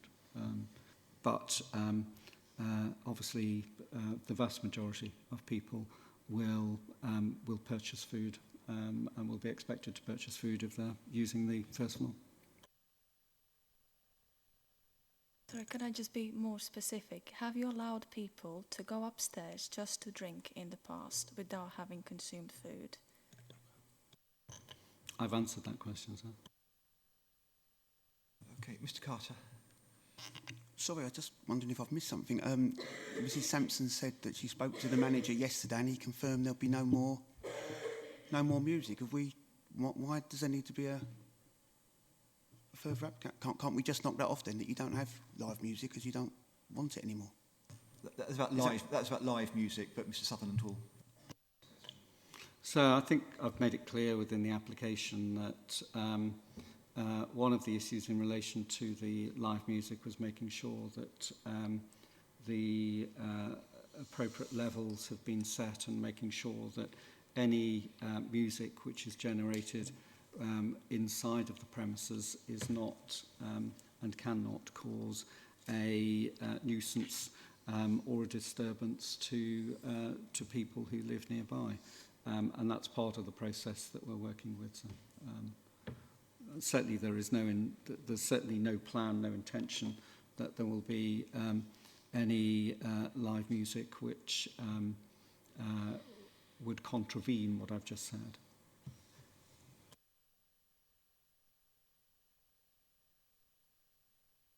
Okay, Mr Newman, and then we'll move on. Sorry, sir, this is on behalf of my clients. Number one, Mrs Sampson, who just a minute ago said, what a gentleman, says that the answer given to her was as stated and misleading. So, if I may.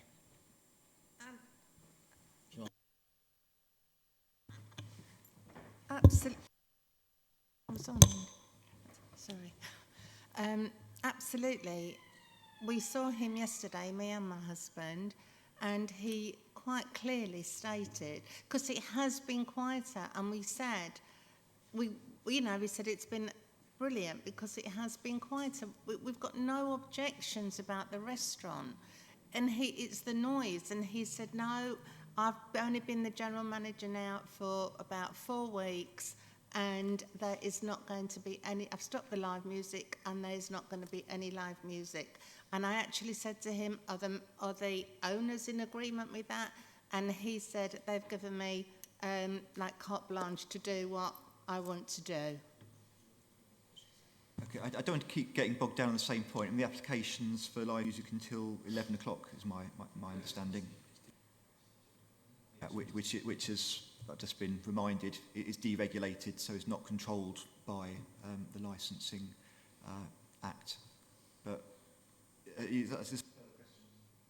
It is further questions, sir, yes. And the further... Oh, it's me. So, right. The further questions are these, because Peter one is, Mrs. Vance said, have you allowed people to drink alcohol upstairs in the past? Which is maybe for one of the operators. That hasn't been responded to. And in Mrs. Sampson's case, her question is essentially, she's asked that of the charming fellow she spoke to, and is saying that the answer she was given was misleading, or if you prefer, is that right? And they haven't been answered. Yeah, so. this is getting into a statement rather than a question. I think what we'll do is move on to statements, and you can make your point when we get to the statements. Are there any further questions? No, sir.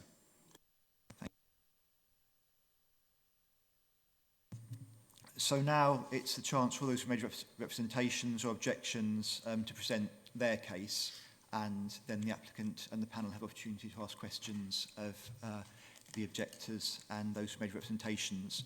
So I'll go in the same order as we did beforehand and start with environmental health. Is there anything you want to add to your statement? Okay. Are there any questions to environmental health? No. Right. Okay. Community resilience? Sir, sorry, forgive me, and it's my ignorance that I'm asking the question of you, I'm afraid. Was that an opportunity for me to ask questions of the environmental health, or are you coming to me later? It'd be easier to deal with all your questions together, I think, if you're happy with that, rather than putting it into bite-sized chunks. I'm in your hands entirely. Yeah, okay. Just clarifying. Community resilience, anything you want to add to your written submissions? Okay. The police. Yeah, I just wanted to address a question that was brought up earlier by Mr. Newman in regards to the CCTV. During a meeting that I had at the venue on the 17th of June, I was told that they're already, the CCTV at the premises actually already records for 28 days. So the addition of the condition regarding that I felt was unnecessary. However, if the subcommittee do feel that that condition would need to go onto the licence, then we would have no issue with that. But I just wanted to sort of clarify that question up. But yeah, nothing further really. Essex Police put in our representation regarding the new grant for Shishmeze due to some inconsistencies that arose during the negotiation stage. Essex Police had concerns regarding how the premises was going to operate. These concerns were lessened during a meeting at the premises and agreeing conditions with the agent working on behalf of the applicant. Essex Police maintain their representation because we've found previously that if we withdrew representations, agreed conditions with the applicant may not be adequately considered in the light of other representations and sometimes overlooked or indeed frustrated by other conditions. And on occasion, an applicant asking that agreed conditions are not included in the light of other representations. Sorry, I'm doing it too quick. And in this case, the Chief Officer intends to be represented to support those representations already made. So Essex Police wish for the licensing subcommittee to attach the conditions agreed between Essex Police and Complete Licensing, who are working on behalf of the applicant, to any licence that they grant regarding shish meze. And if anyone has any questions, then please feel free. Actually, I will. Do you have any questions of the police officers, of the police representatives? The only question I've got, Sarah, and it may be that again I've just missed it, because can you just confirm if the conditions which have been agreed with the applicant are imposed by the committee, does that address all of the police concerns? Yes.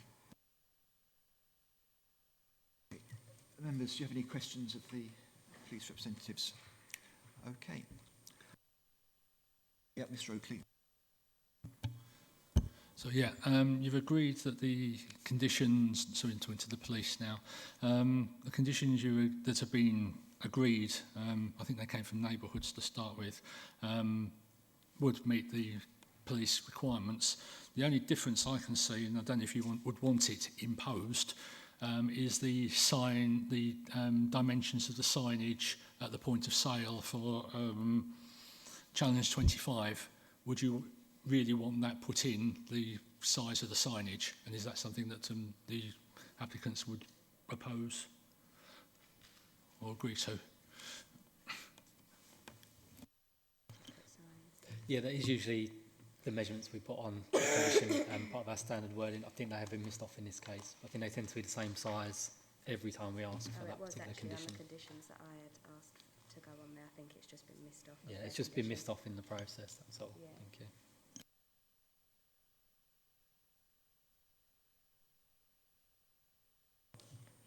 Okay, Mr. Newman. Thank you, sir.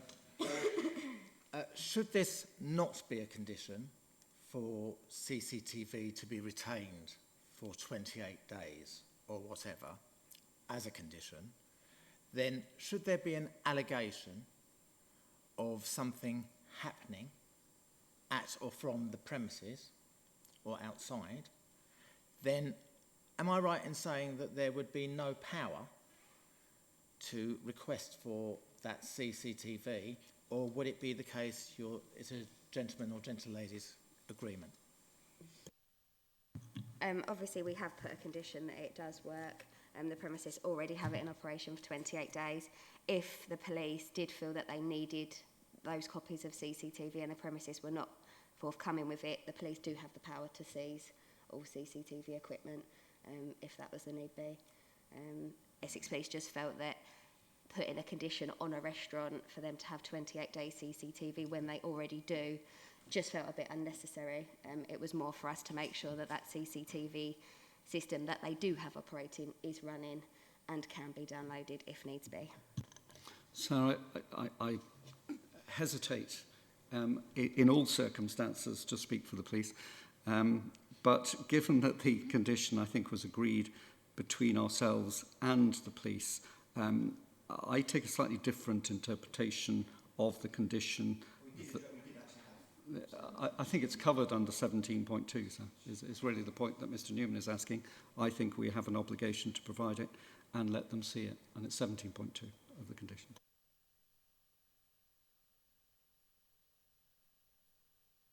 So, Mr. Newman, if you'd like to make your representations now.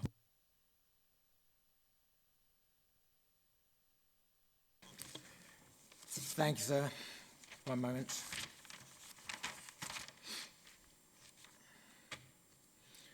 I shall paraphrase the Human Rights Act. Article 1, protection of property. Every natural or legal person is entitled to the enjoyment, the peaceful enjoyment of his or her possessions. And no one shall be deprived of the above except in the public interest or law.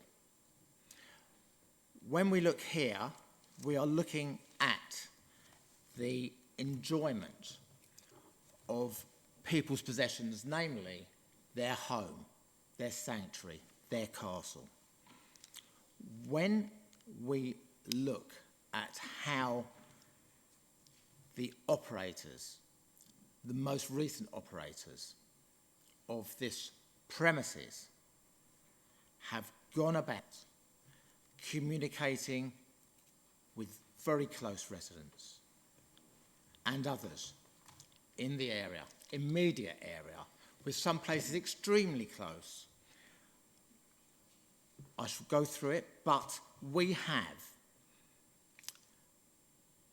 looking at some of the representations made by residents that all live in extremely close proximity to 18 Marketplace, which is now Sheesh Meze. 18 people with 2 objections, which just barely touch on the licensing for objectives, both of whom live in Woodford, where essentially they've had an enjoyable night out and there aren't enough restaurants. So, and what we have here, crime figures or not, and as somebody said, unlike the images supplied by complete licensing, these premises are extremely close together. So, firstly, when we look at this restaurant, which has been said has been operating for many, many years, in fact, as long as I can remember, because I'm local to Epping Forest, so it was a Chinese restaurant, the Roding. No issues whatsoever, as far as I'm aware, or the residents have said, to residents. It was taken over and became an Italian restaurant. No issues whatsoever to restaurants, to residents rather, or other people that use the area.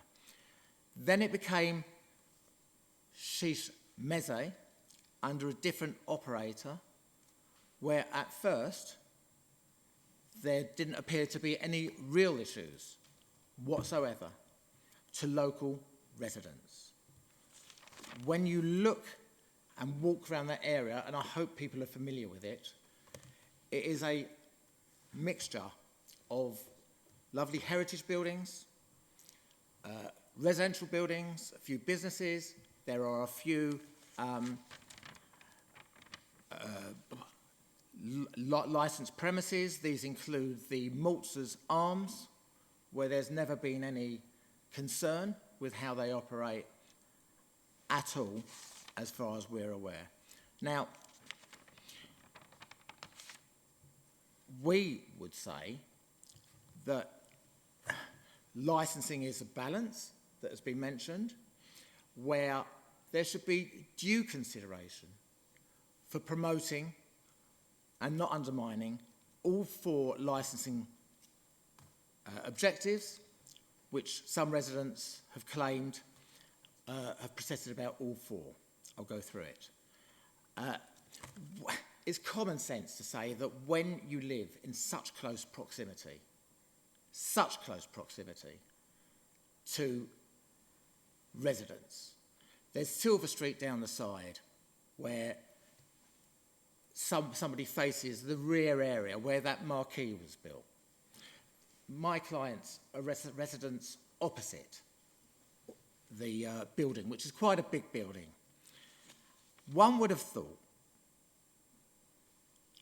that if one didn't have contempt or disdain for the Licensing Act, for the regulations, for their neighbours, that given that people have spoken to these current operators that haven't been operating that long, that they would have thought, do you know what, before we put in our application to vary the licence, and indeed expand, that we would speak with those residents, we would speak with the parish council.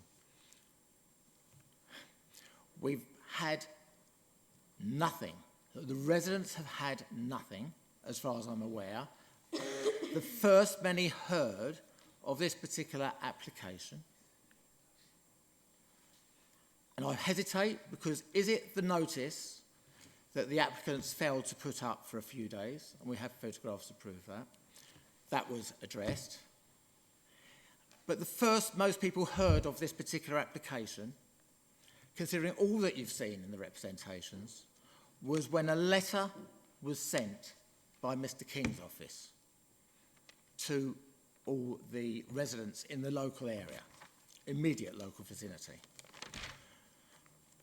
We've had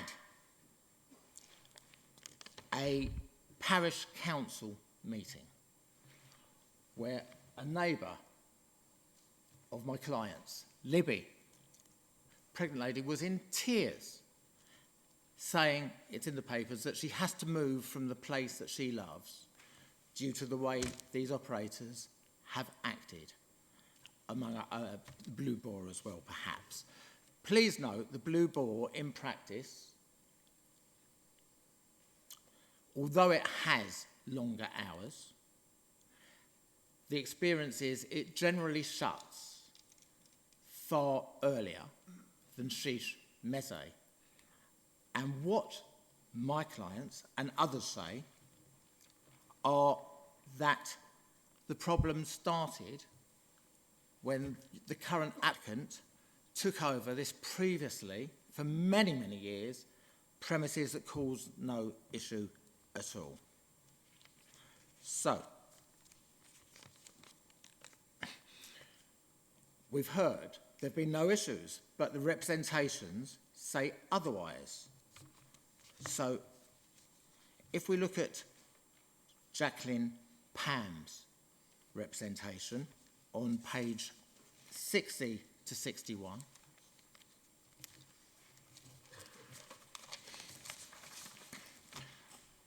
and I shall limit my comments, but if you look at towards the end of the second paragraph, I observed an obvious transaction taking place with a pungent smell of marijuana, strongly evident, whilst a hooded car driver in a car with blacked out windows handed a bag to a smartly dressed young man who handed over a stash of £50 notes through the driver's window. Car sped off, the young man returned to Sheesh Meze restaurant, clutching the bag. On page 60, the last paragraph, where she talks about the impact. Unsightly display of human excrement, vomit, bottles of urine, discarded nitrous oxide canisters, none of which were there on the previous Saturday evening walk. I can only attribute it to Sheesh Meze's unsavoury late-night clientele.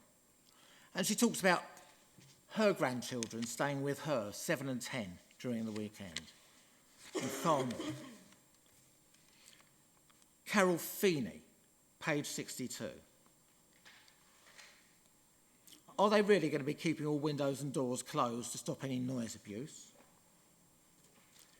Customers leaving this establishment late at night will, of course, not be leaving on tiptoe after drinking until 1 in the morning. We also have a litter problem being left in the close. Also half bottles of drink and broken glass on Sunday mornings.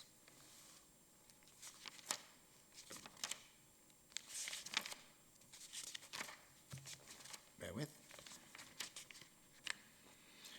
We have Elaine Fox's representation, but fortunately Elaine Fox is here. So if I may, I'll just touch on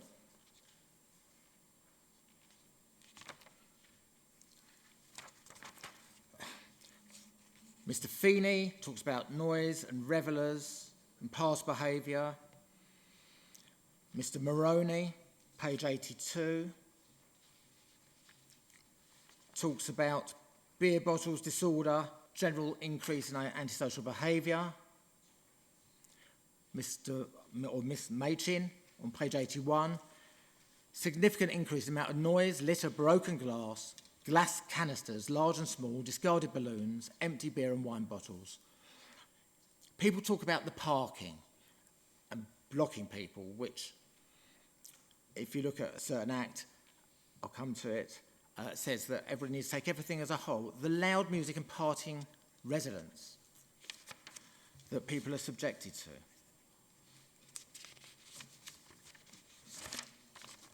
Jim Maroney, discarded bottles. Karen Calderwood, page 87. It's a village setting. I've been keeping a log of noise from the premises as already too loud. These are the people who are applying, these are people who've been operating. People standing outside making noise while smoking. Gas canisters, motorcycles hanging around. Not against the new licence, but concerns. William Barnes, page 88.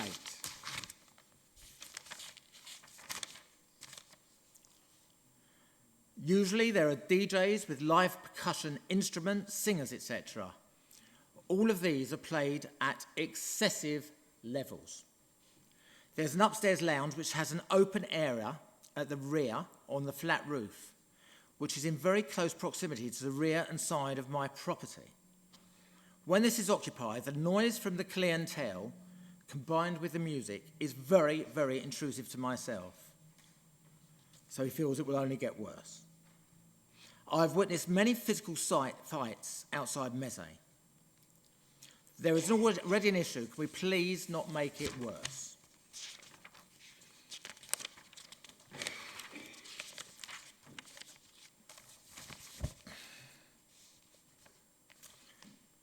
This is something, sir and madams, whereby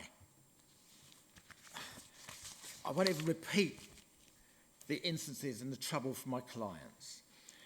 There are reports from various people that they've gone to the premises and tried to address this with the management and or the staff.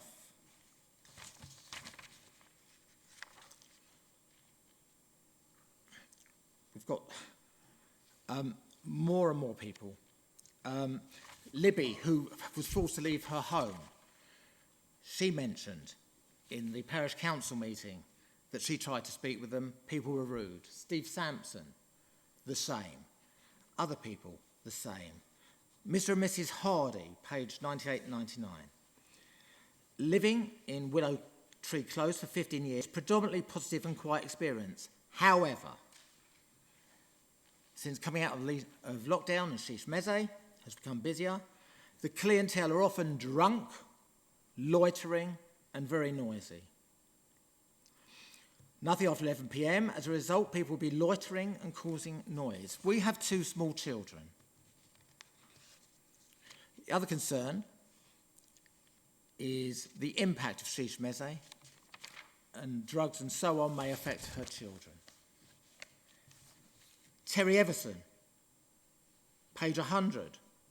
The premises are close to so many residential properties. Already suffer from excessive noise, not only excessive music from inside, but the disturbance from customers leaving premises, returning to their cars. The noise levels that they already create is extreme, particularly during the spring and summer. They talk in the last paragraph about disorder. Sheesh attracts a certain clientele, concerns about intoxication. Mr. and Mrs. Evan, 102 and 103. Previously enjoyed meals in the past 15 years. Lovely restaurant, the Roding, when Sheesh Meze first opened. During recent times, since the applicants take over, dynamic changes to restaurant and clientele, attracting and encouraging large groups of youths. They mentioned nightclub, it's a restaurant and bar, as we've heard. Sheesh Meze has expanded on the first floor, both internally and externally. There's an indication there of what's been going on. Huge groups regularly drinking and taking recreational drugs outside the restaurant in Marketplace. And on the first floor, outdoor terrace, with the loudest constant screaming and shouting. How is that managed? We've experienced fighting within a local vicinity. The Grade 2 listed premises is not fit for purpose for this kind of establishment. We fear collapse of the first floor due to the heavy traffic, they say, on the dance floor. heard constantly thumping and jolting the building. Nuisance, intimidating crowds, litter, urine, glasses, broken glass, and a regular sea of nitrous oxide, laughing gas, silver canisters. Lack of parking. Young teens, fear of intimidation, exposure to violence and crime. There is no regard shown by the patrons, bouncers, or management toward the local residents. Entertainment is exceptionally loud, with live music and DJs into the early hours of the morning. One night it was so bad, Mrs. Evans felt it necessary to approach the management, requesting the music be turned down. I was met with a hostile response, both from, these were bouncers, but door staff and management. The general consensus is that people are treated with the same hostile attitude that I experienced myself.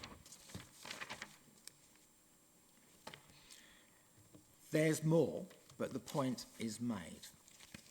So if we come to, I'll find it a second, the police representative, Kelsey Dott, forgive me, which is Essex Police, application for premises licence for Sheesh. We have Essex Police spoke to a staff member at the premises, and it has the date, who stated that the upstairs area was going to be a club. We've moved on from that, but nevertheless, let's focus on the word staff member. Police concerned why the premises would need door staff when they were operating solely as a restaurant. Essex Police further told that people could not just attend the premises to drink. And it was an experience of Turkish cuisine with Turkish entertainment where some people dance at the tables. Yes, it is. However, I can think of at least 2, maybe 3, Turkish restaurants of really good repute, whereby in Woodford, where the only 2 people putting in reps in support of the application live, whereby it's rare for them to put on any Turkish entertainment. They score highly by the quality of their food and the quality of their customer interaction.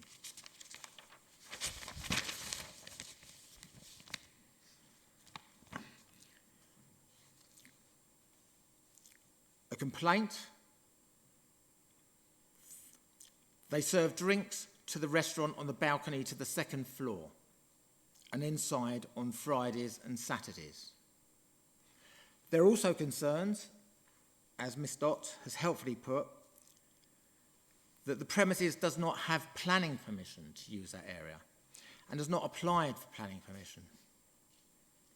That the planning department is investigating several breaches at the premises regarding planning.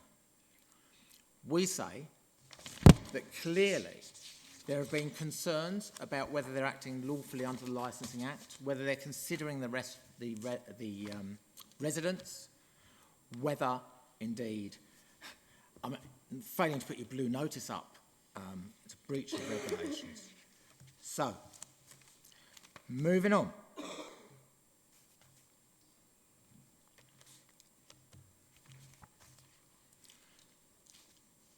Fire and Rescue, page 115 and 6. I'll be brief.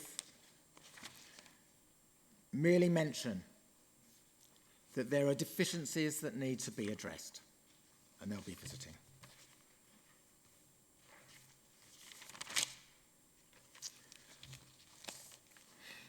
Jim Soller's report, who is... I certainly wouldn't attack Jim Sollers. He is a very experienced officer.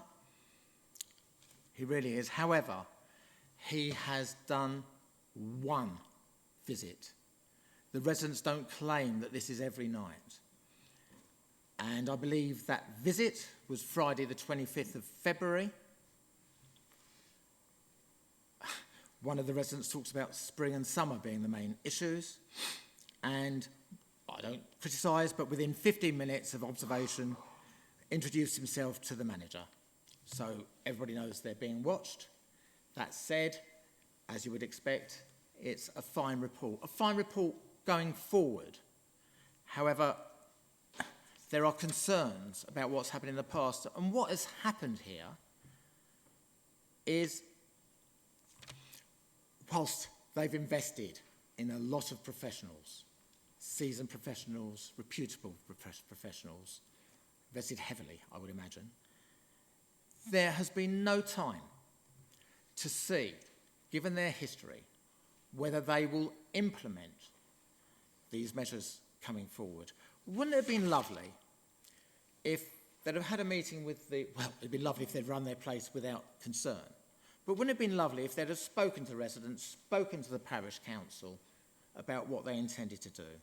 That they had a period of 6 months to a year whereby they had proven that they will deliver on what they've promised. We've already heard from Mrs. Sampson that there was some breakdown in communication, being generous.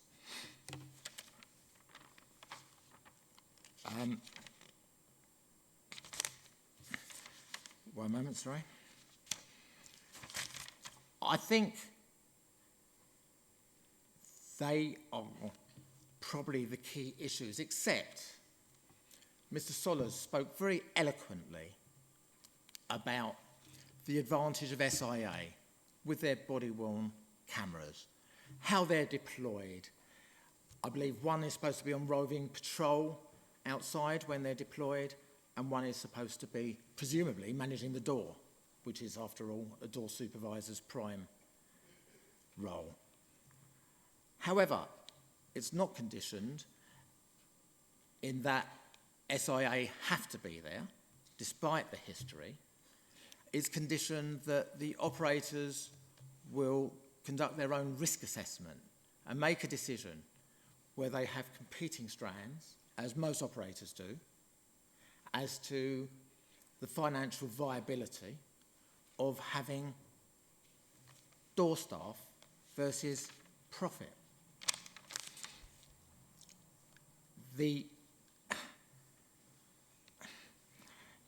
We say, and it's shown in the dispersal plan, which doesn't say how people will go past my clients' places. They say they'll keep people here and there, and they'll be monitored by SIA.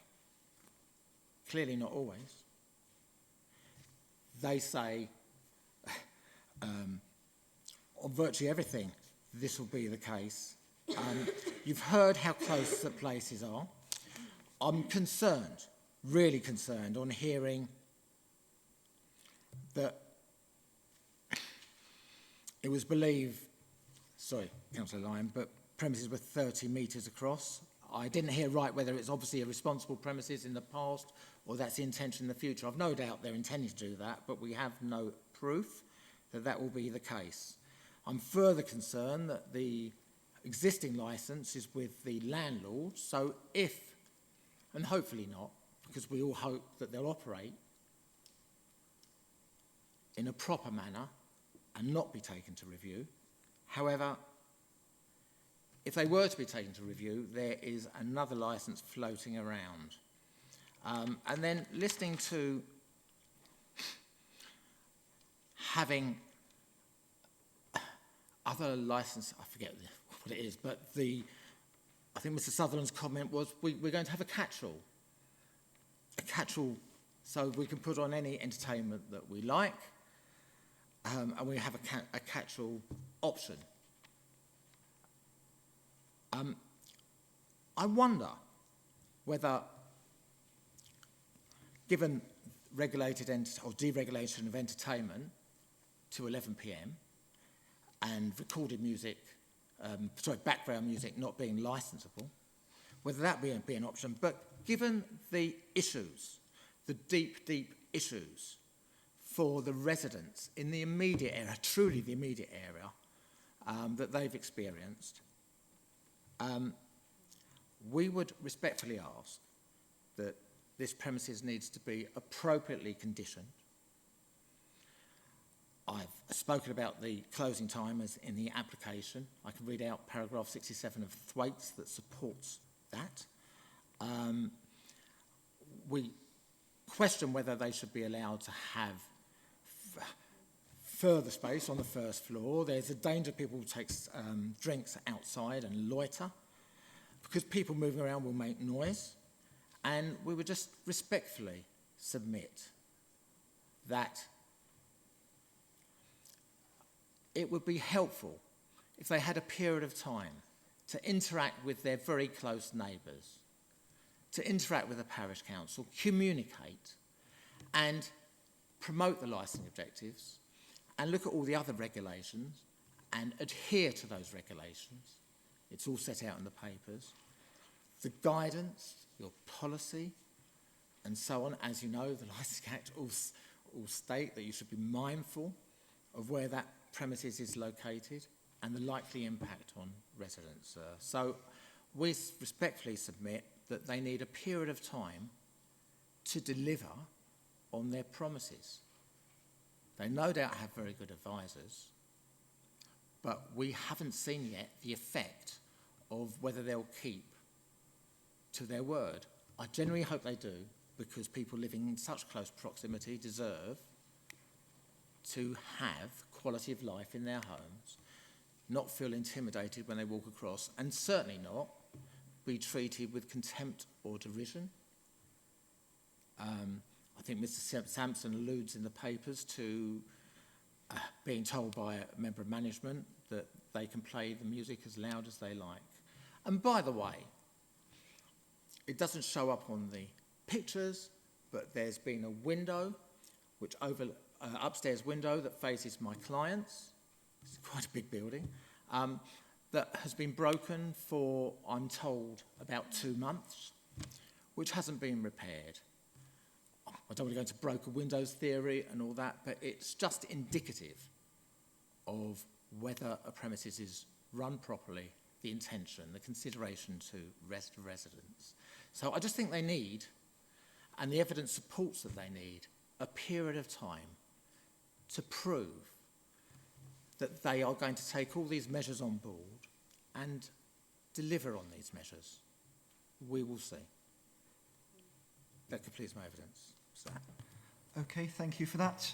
And Mrs. Vance, obviously Mr. Newman speaking on your behalf. Was there anything you needed to add, or has he covered all your points? So I would very much like Mrs. Vance to talk about the impact on the quality of her life, because I didn't unpack that or get the emotion there in what I say, because I can't convey it because I don't live in Epping. Okay, well we ought to take that now, and then we'll do questions to the two of you.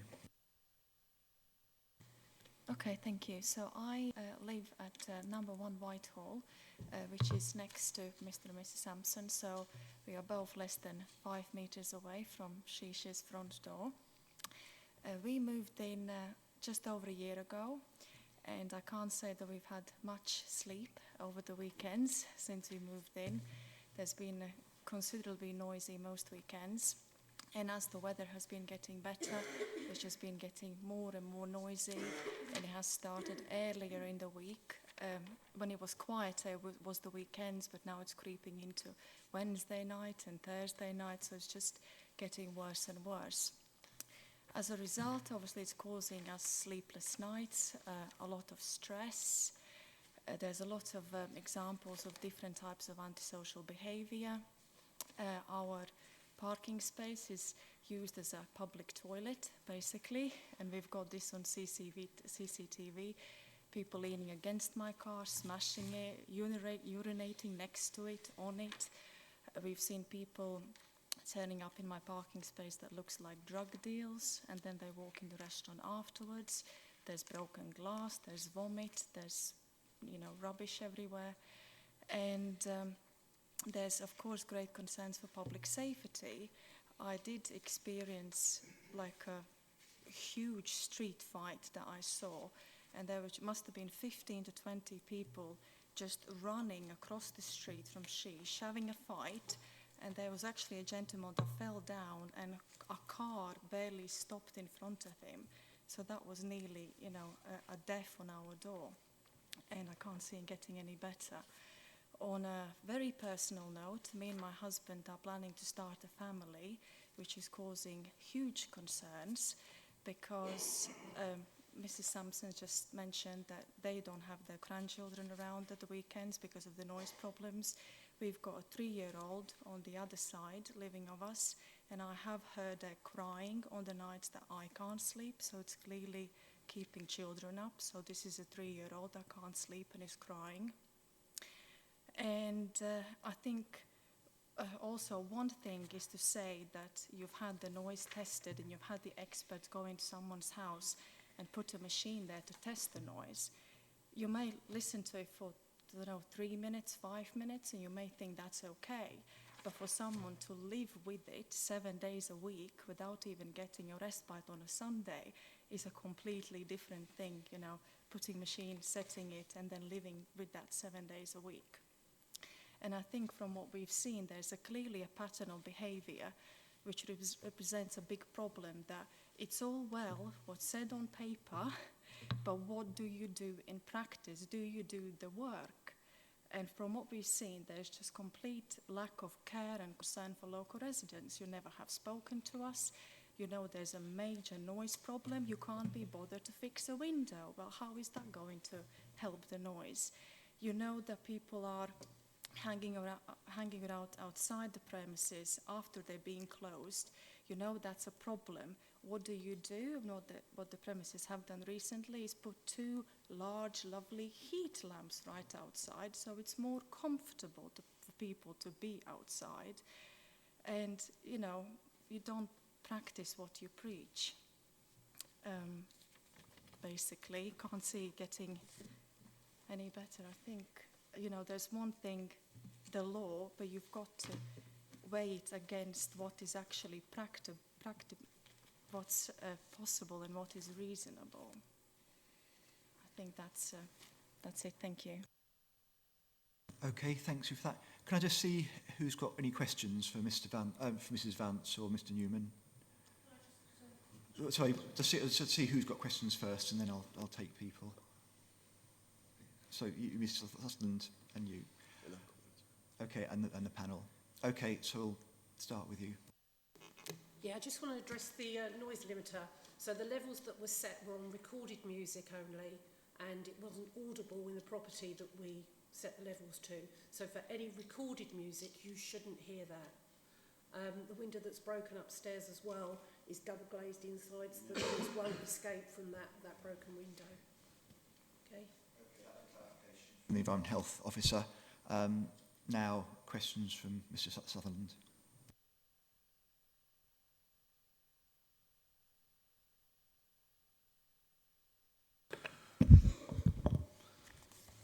Mr. Newman, again, my apologies because it's possible that I made a mistake in my notes. I understand that you're representing the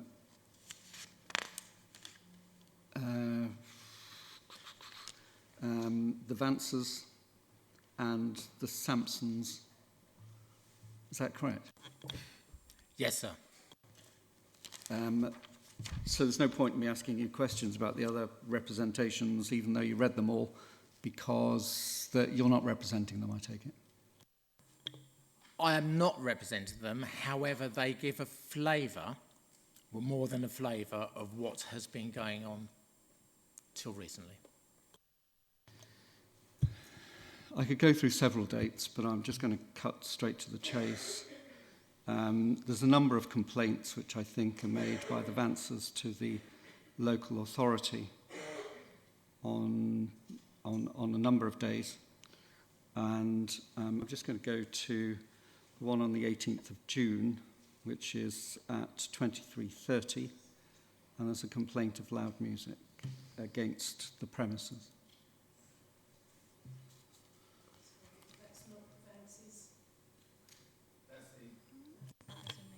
That's from Steve Sampson, I believe, so if that helps. let's stick with that complaint from Mr. Sampson. So in relation to that matter, so on the 18th of June, 23:30, loud music from the premises. That's not correct, is it?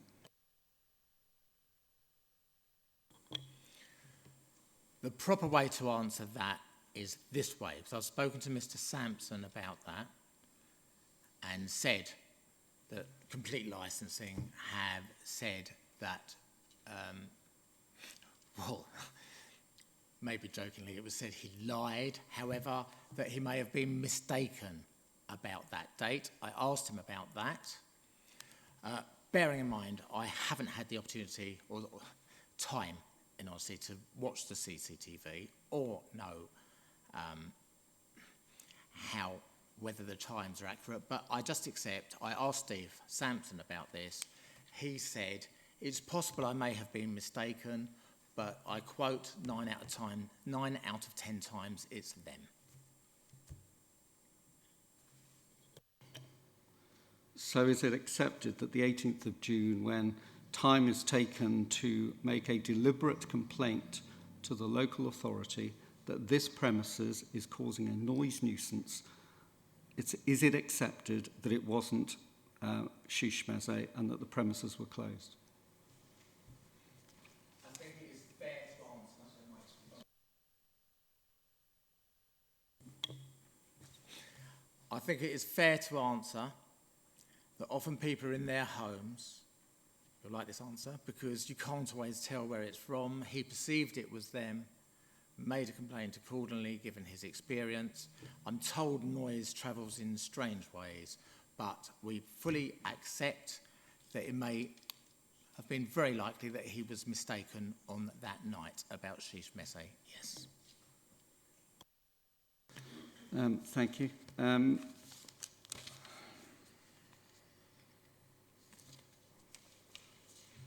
I may be wrong, and forgive me if I am. I believe that it was the Vances who requested £8,000 from my clients in order for them to withdraw the representation. Is that correct? There was a discussion with me and Harvey Vance, and he does have a quote, not that he's sent it to me, that he felt, given all the issues in terms of noise, disturbance to the quality of life, that he was going to put in some sound-reducing measures, from double-glazed windows to a door, to help prevent that noise affecting their daily life. Well, sorry, daily life, I exaggerate inadvertently. Their life when shish meze, not infrequently, disrupt their home life. And that was the sum that was quoted by a builder, I'm told. In respect of the application today, would you accept that a reduction in the hours for the sale of alcohol to midnight on Sundays to Thursdays, that is helpful in relation to your clients?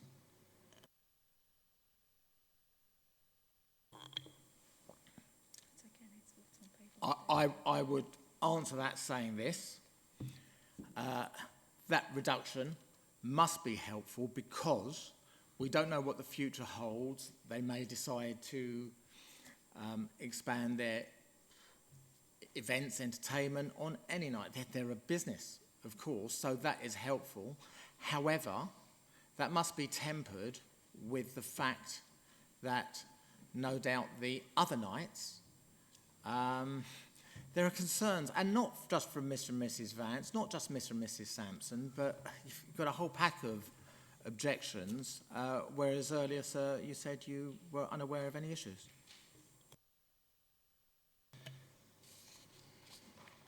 So the reduction in hours on a Sunday to Thursday you accept is helpful. Turn with me, if I may, to page 25 of the supplemental bundle from the applicant.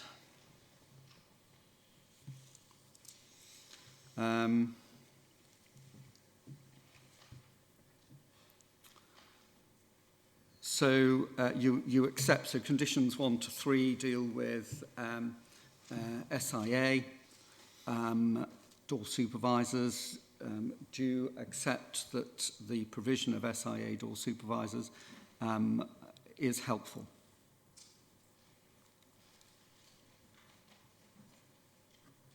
Sorry.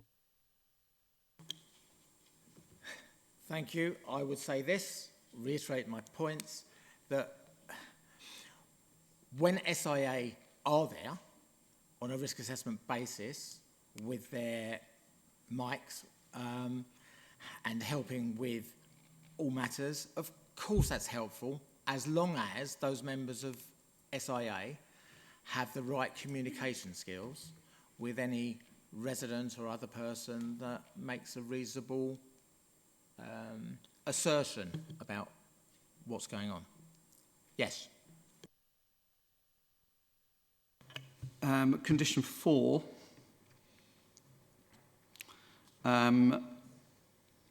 No open containers of alcohol or glassware to be taken outside at any time, save for off sales and obviously people taking them to houses, etc. That's helpful, isn't it? If it would help you, rather than go through all the conditions, having conditions is helpful. When I spoke with James, the agent, I expanded my concerns about going outside the licensing area but still staying within the grounds, or just outside the place, because as somebody said today, which isn't reflected so well on complete licensing map, but on mine you can see how close everywhere is. My concern was that should there be any issues with glass or bottles or anything like that taken outside, it would be very good to know where they originate from. So I think that condition could go further, but that said, it is helpful, yes. Thank you for your indication in relation to all the other conditions. I don't need to go through those. That is helpful.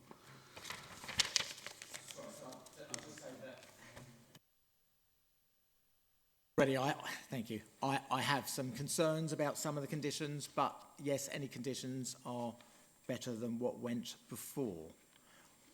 Yes. So granting a licence with those conditions is going to be better for your client than not granting a licence with those conditions. That's correct, isn't it? Well, not in terms of the application, no, because there are already existing issues for the residents, as I've just alluded to, and there's no period of proof that things will be better. And these residents, at least one of whom in tears had to leave the home she loves due to various shenanigans unheard of from other operators. So I would have thought that for residents in particular, that adding to the space for the licence would be a step too far, a step too soon. And there are already concerns, as read out and in the pack, that that certain areas that shouldn't have been used have been used. So having a licence which imposes controls and conditions is better than not having a licence without any controls or conditions, surely?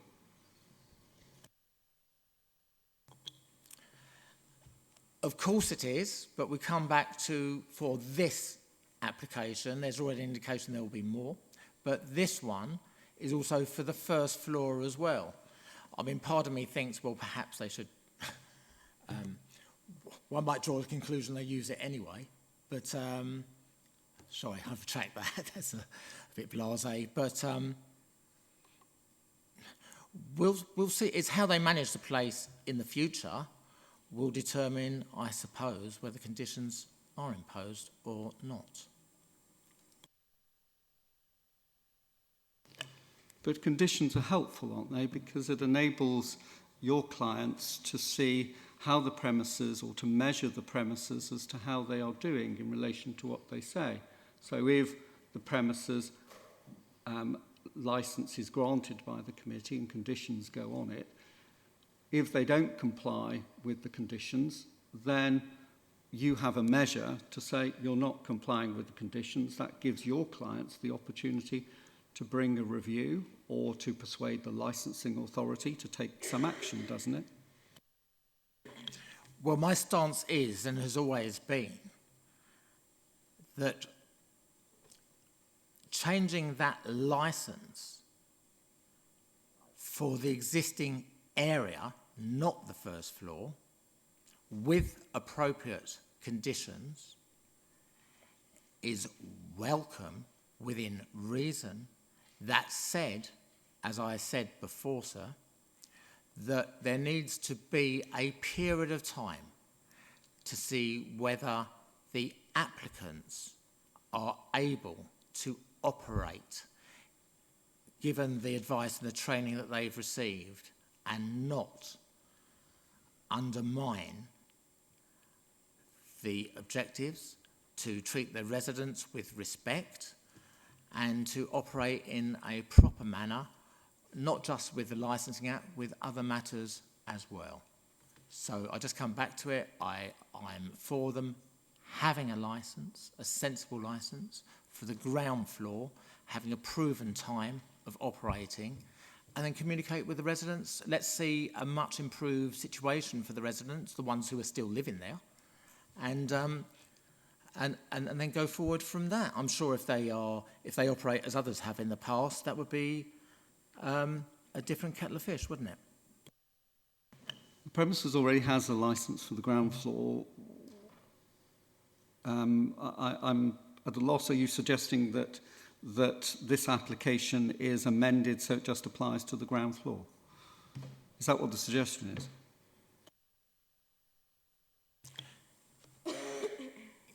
Given the impact, the negative impact on residents, that's what I am suggesting, yes.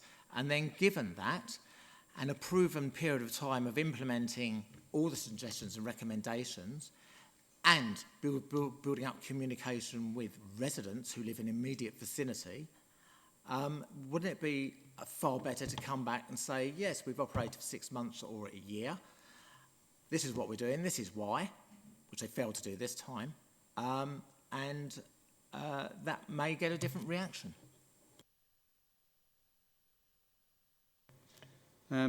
Just turning, if I may, to distances. The only area that I can see is on page 69.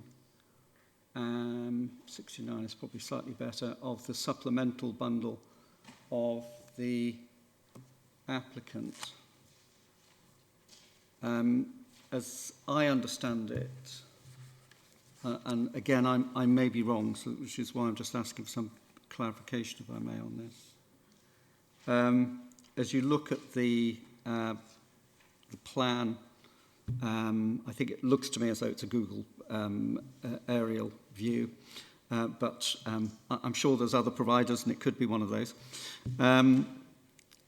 You've got, obviously, Shish Meze, which is marked on the layout there, and I may be wrong, but I think that the Sampsons live where the B is of Blue Boar, so the first B of Blue Boar. But I may be wrong, and I may have got it wrong, so that's why I'm just clarifying. Sorry, okay. I'm told.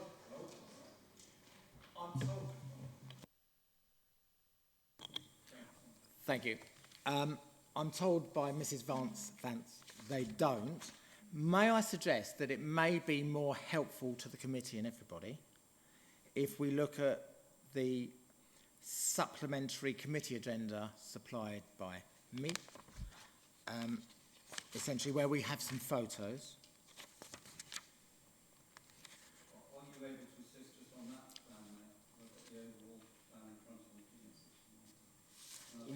Well, I thought that plan is rather misleading. However, if you prefer me to and not look at part of the papers. Let's have a look. Sorry, page 69 you say, sir? Yes.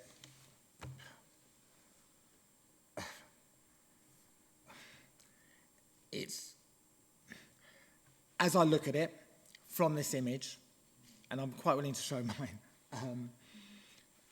well, you live there, although I spent a lot of time up there. Mrs. Vance, can you help with where that is, from this map? Yeah, I mean, what I'm...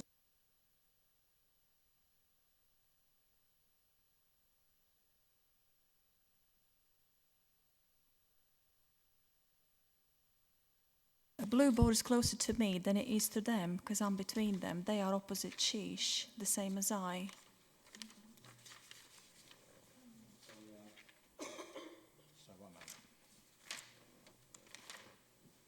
Well, both of our houses are opposite, directly opposite the Sheesh. Sorry, sir, if I may, this is on page 4 of the supplementary committee agenda that I supplied. You're more than welcome to have a look, and if it would help you, perhaps Mrs. Vance could show you on this map, I'll take it others have got it, where precisely the homes are, just to be helpful.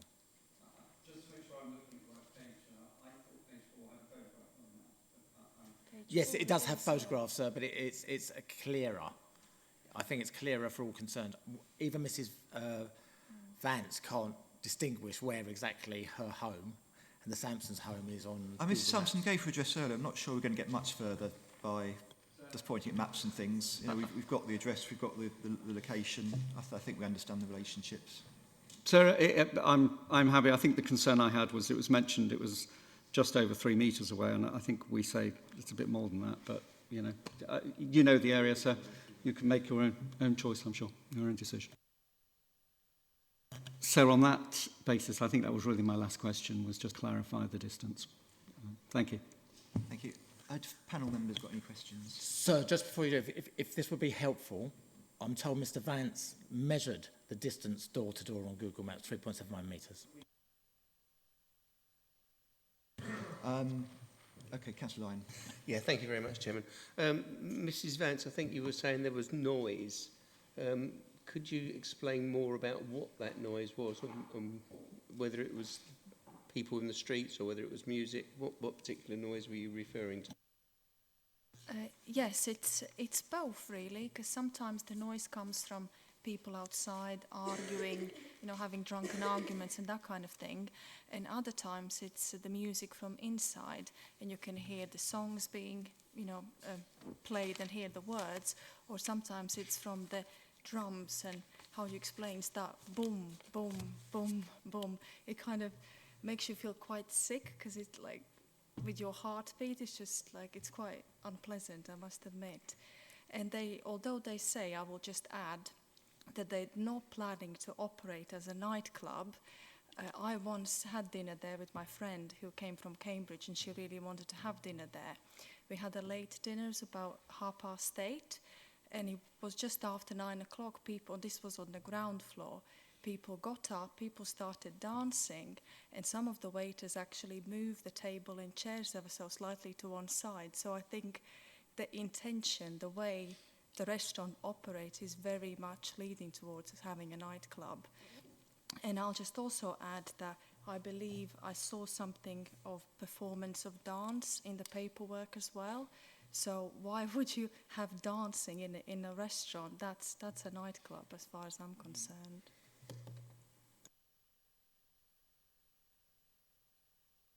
Councillor Jennings? No. Okay.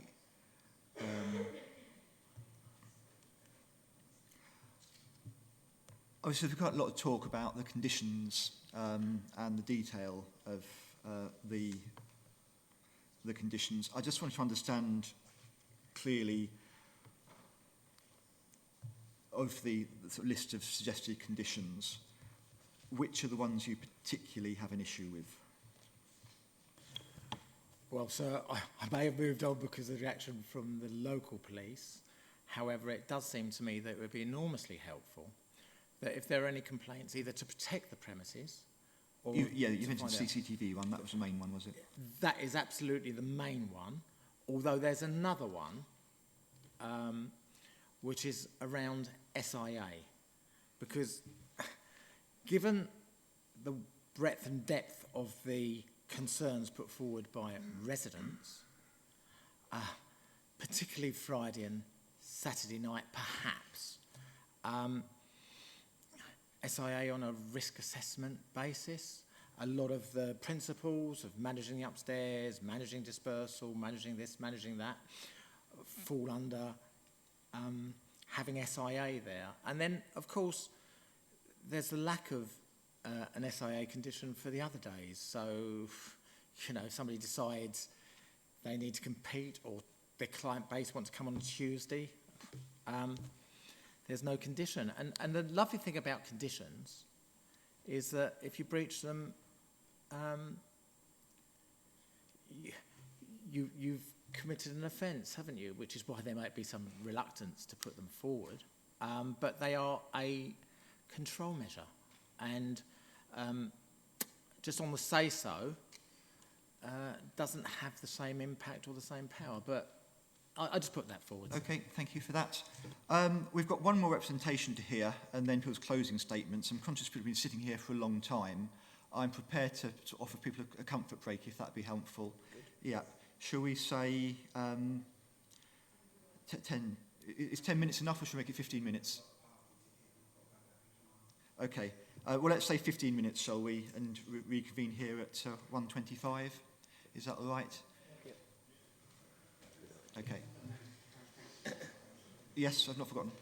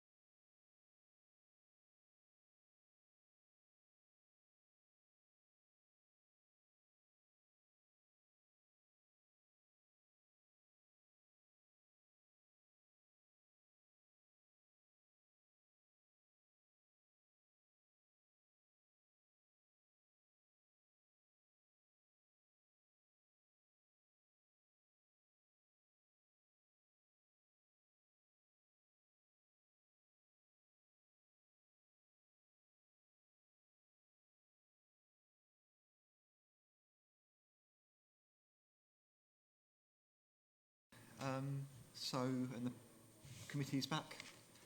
So we will restart. So the remaining representation, I believe, is from Lambourne Parish Council, and that's Mr. So, really sorry to interrupt. And it's probably my mistake, again, for which I apologise. I do have a couple of questions for Mrs. Vance and I wonder whether I could just ask those couple of questions. That's what I indicated, sir, and I do apologise. It was my mistake. It's just something that, having looked through some of the photographs, it's a question which I think arises from one of the responses from Mr. Newman that I just need to deal with.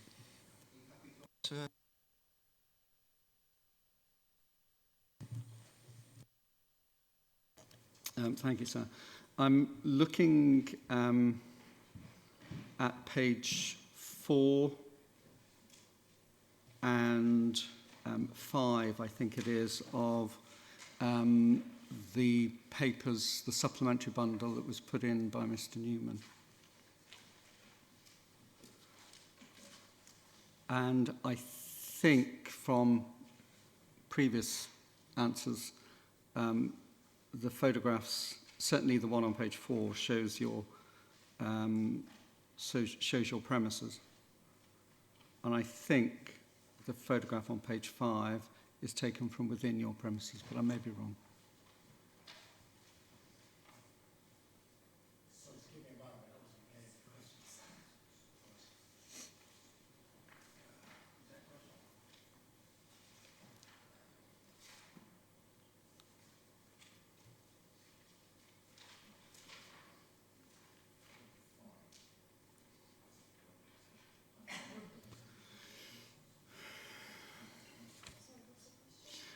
I think I was just assisting you getting to the page that I was going to ask you about. I think that my first point or first question is there's a photograph, I think, on the bottom of page 5, which looks as though it's taken from inside a house, looking out through a doorway or a window. Is that taken from your house, or is that taken from another house?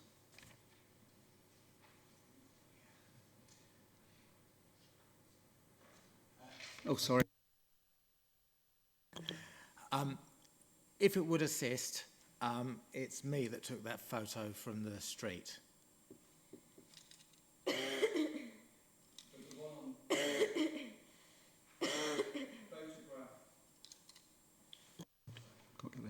The photograph on the bottom of page 5 looks as though it's taken from inside a house.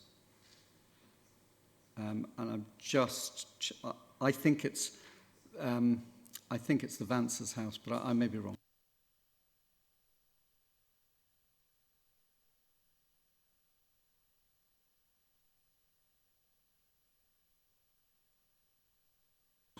Sorry, we're just checking in case Harvey Vance sent me something.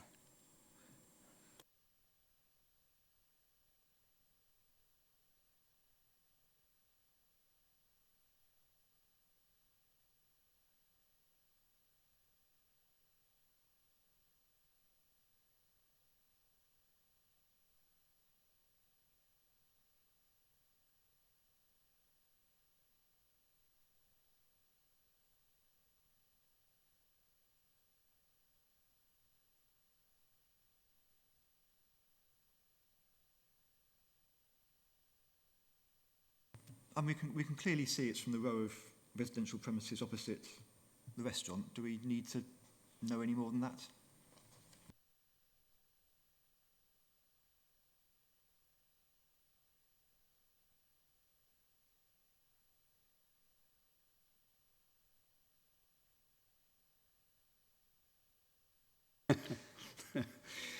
You would have thought I would have known by now. In relation to the properties which are shown, I think it can be seen, I'm guessing that you'll probably accept that your property has double glazing. And I'm just checking on, my understanding was that the request for 8,000 was for sound reducing measures for daily life. I understood that that was a builder's quote for, and I thought it was said that it was double glazing, but maybe I'm mistaken. I just want to clarify something first. Firstly, I just want to make it clear that the premises came to us with an offer to withdraw the application. We haven't gone requesting anything to anybody. We came back with a response. we were offered some gates which would have helped to pay for some gates which would have helped with the parking problem for the residents. However, me and my husband felt that what we would personally benefit from and other residents is the sound problem, because the gates don't address the sound problem. And I don't have the exact breakdown of the codes. My husband has got that, and he wasn't able to attend today due to work. We don't have double glazing. You don't have double glazing? As far as I'm concerned. My understanding was that when the noise limiter was set, it was set with the windows open and there was double glazing. I can't answer that 100%, not that I'm aware of now. Okay, in that So case, I've got no further questions. I shall ask Mr Carter to make the parish council's representations. Right, someone's on.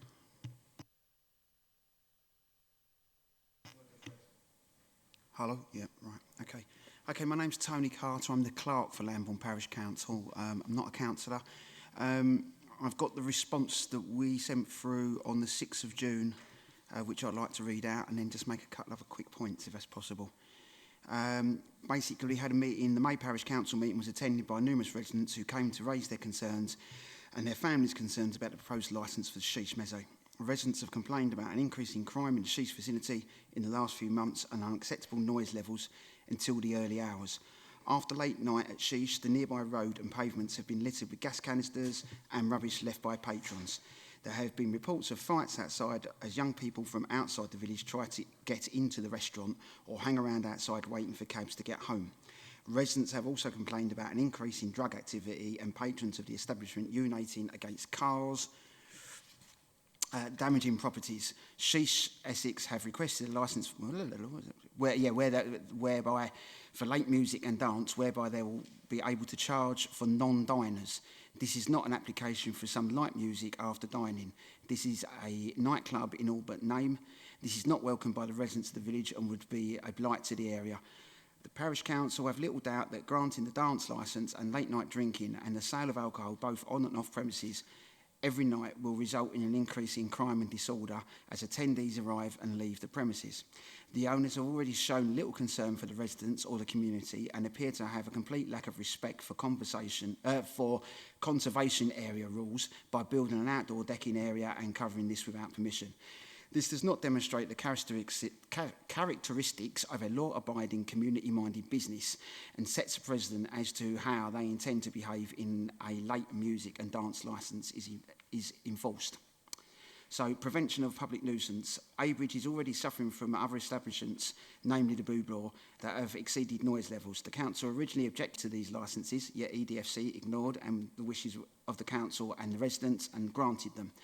Police at the time also objected to the licence and stated, with this in mind, Essex Police believe that on balance of probabilities, there will be an increase in crime, disorder and public nuisance. There have since been multiple complaints to EFDC for excess noise. We would like EFDC to start listening to the residents of Abridge and not just the short-term businesses that look to make profits at the expense of all those who live here a long term.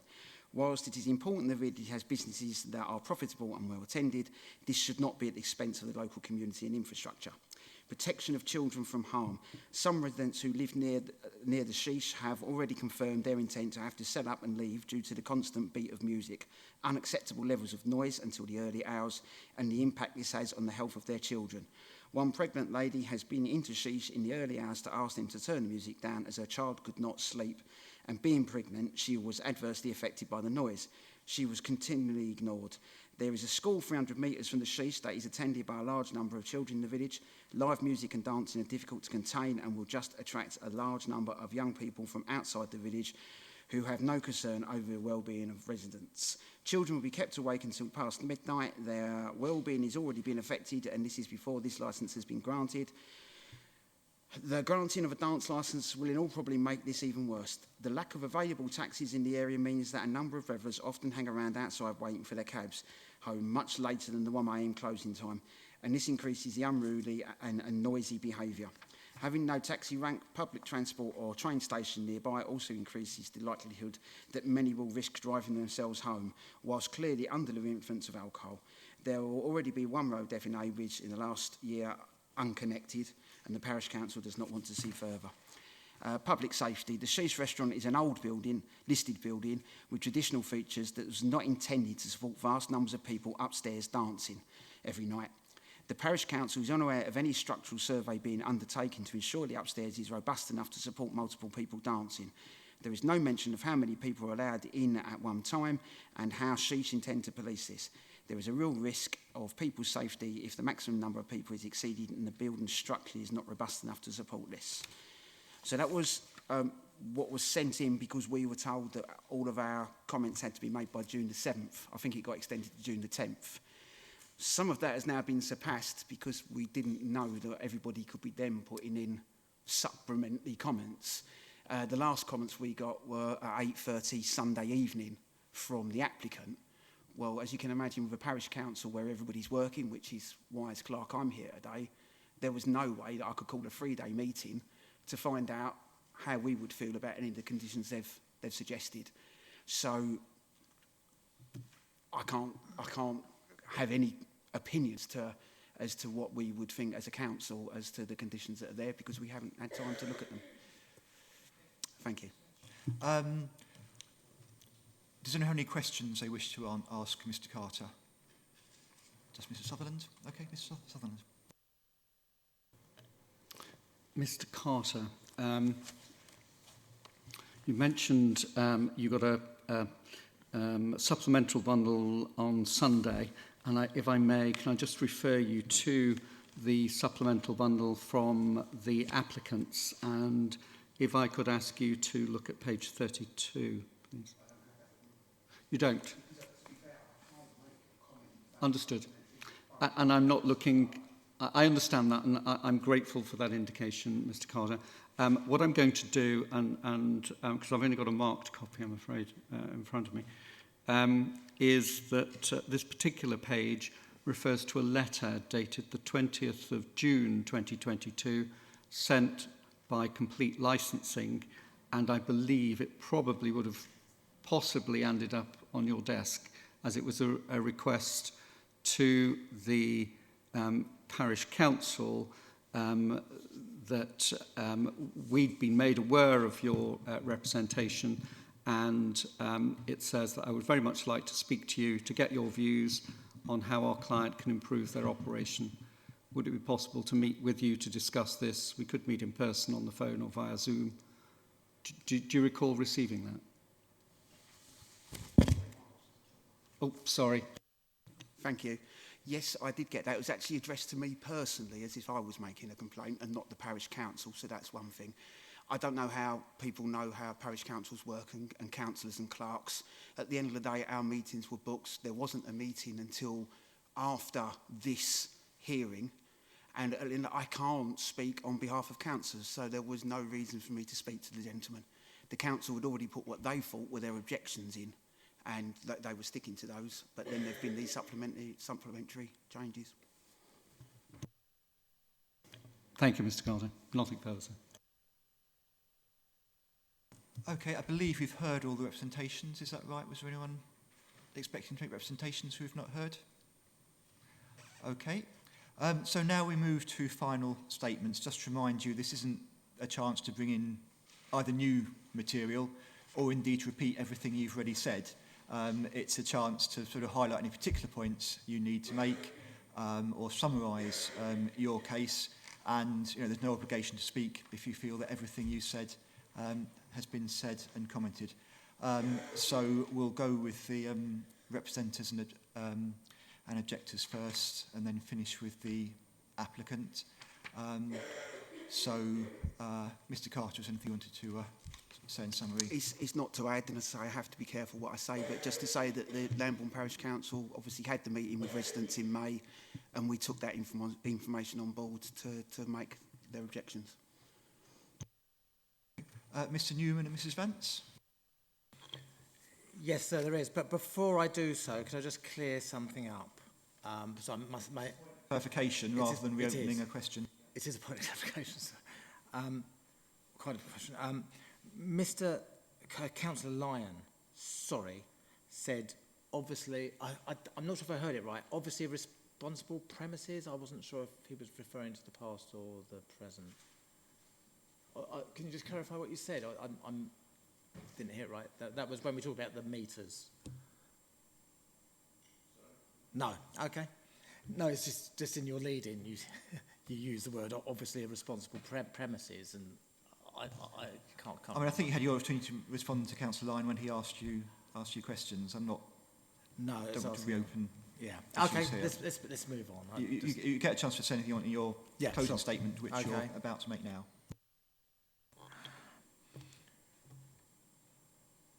The closing statement is this: you've heard we have concerns.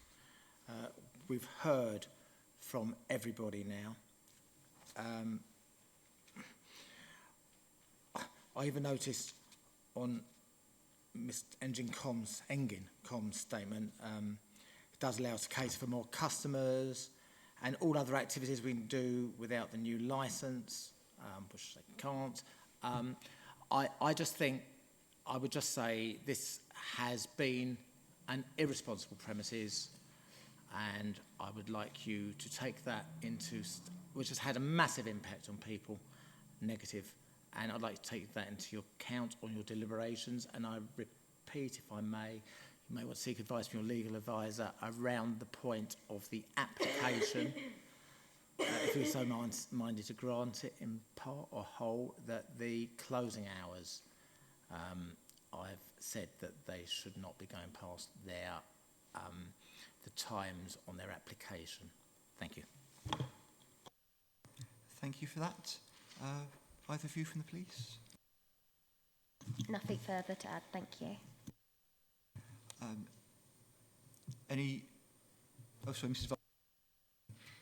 Yeah, I just wanted to say from the residents' point of view that this very much appears to be application to be a nightclub. People dance there already. Now you're saying that you want to be open late 7 days a week. You know, you've got performance of dance in the application. So it's basically being turned into a nightclub. That's all. Okay. Did any of the officers have any final comments to make, final statements? Nope. So this is your chance, Mr. Southern.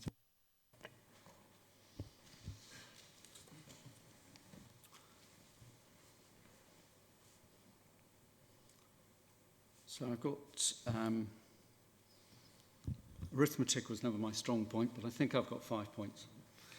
And someone may say that I've got 6 and 7, but I believe it's 5. I think the first point that I would look to say is just picking up on Mrs. Vance's last point, in that the premises are looking to be a nightclub. And as I indicated at the very start, and I indicate now, that is not the case. That is not the intention. And the hours and the conditions, all of those things mean that it will not be able to operate as a nightclub. And indeed, this application, whilst it increases space, it does not increase time, nor does it increase activity. So it's not a nightclub. Secondly, sir, the premises has a premises license. The premises license enables it to operate in a very similar way to the way that it intends to continue to operate. The big difference, the key difference I would submit, is probably in relation to the service upstairs. This license, if granted by the committee, would enable drinks to be dispensed upstairs rather than carried upstairs, and that will just facilitate the operation. But other things which they're looking at doing and have done, they would be entitled to, and able to do under the current licence that is there. Thirdly, this application, as I highlighted in the summary, and introduction is a reduction in hours. And I think that's key because clearly it gives an indication as to what the intention is. A number of people, perhaps understandably not appreciating how licenses work, believed that this application was to increase their hours, but it is in fact a reduction in hours or a maintenance of current hours.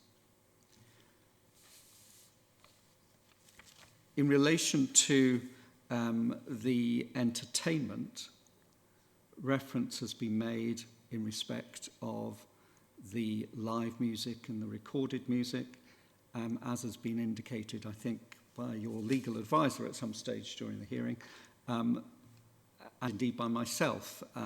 We're not seeking any authorisation for live music, and I've made it very clear that's on the basis that it's deregulated, and therefore I don't need it to be covered by the licence. Having said that, it will have been clear from discussions and other things which have gone on surrounding the premises that we have looked to work with environmental health. A noise limiter has been set, and everything, any noise generating equipment at the premises will be routed through the sound limiter. So it is important for us that we promote the licensing objectives in that way, and you can see a condition on the licence to that effect. Despite the number of the number of complaints that have been made in relation to noise, there is no noise abatement notice, and I appreciate there's been much said about that, but there is no noise abatement notice, and that's on the basis that there has been no noise nuisance evidenced by the premises. And I think that's important to note. I think the other thing which I would say in relation to the number of complaints, and I'm able to prove it in relation to one, which is the one that I've identified, but it's certainly believed that the others are also believed to be mistakenly aimed at Sheesh Mezze, that the 18th of June complaint, which is referred to and was made specifically to the noise team at Epping Forest District Council, has been accepted. That at best, I could put it that it was a mistake, that it's been directed at the wrong premises because it's accepted that Sheesh Mezze was in fact closed. So we've gone through the reduction of hours, I've gone through the licensable activities which are sought and the noise complaints, etc.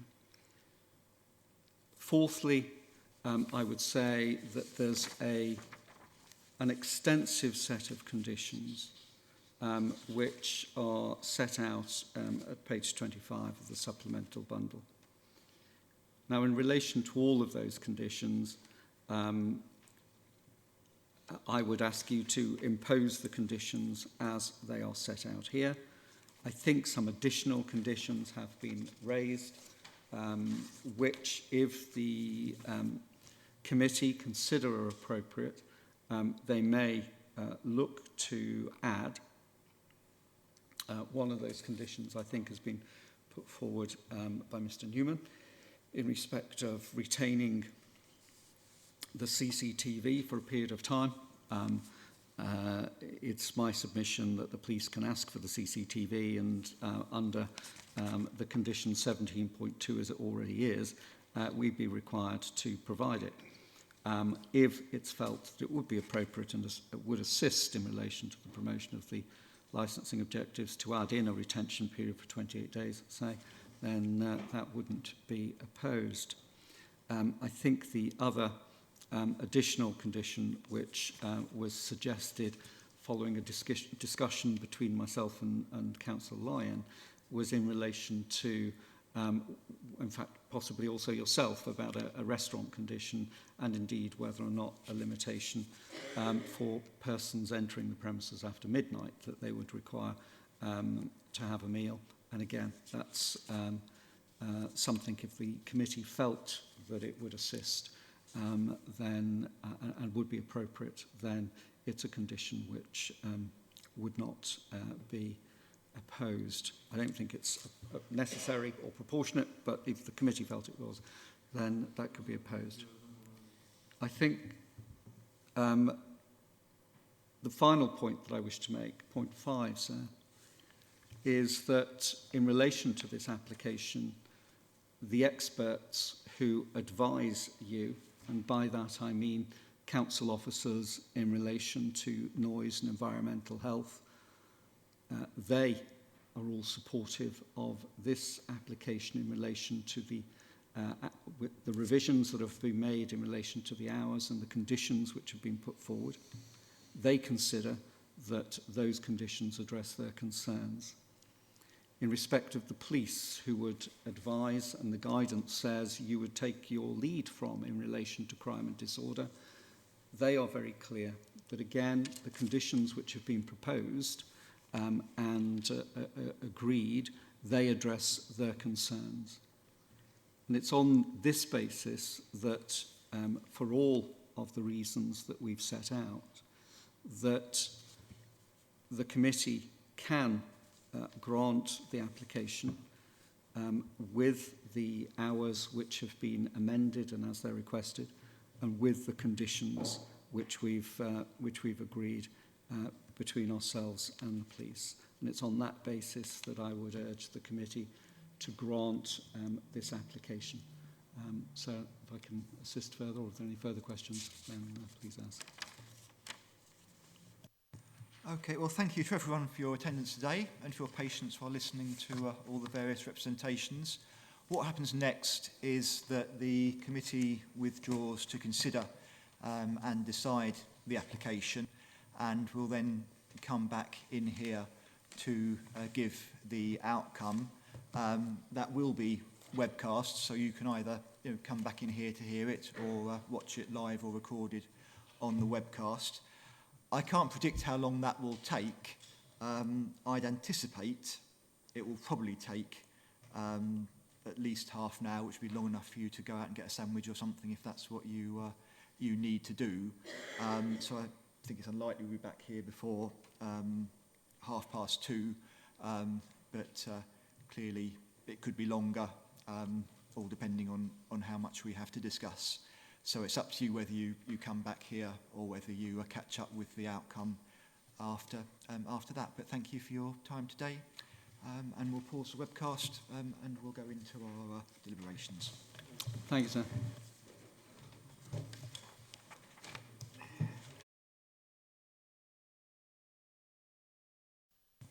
Well, thanks for returning, and apologies for the length of time you've been waiting. It's partly down to a printer jam, I'm afraid, so one of those things. Okay, so I'll read out the decision. So we consider the application satisfies the necessary requirements in order to be considered, as it's on the prescribed form, it has been advertised, and relevant notifications given.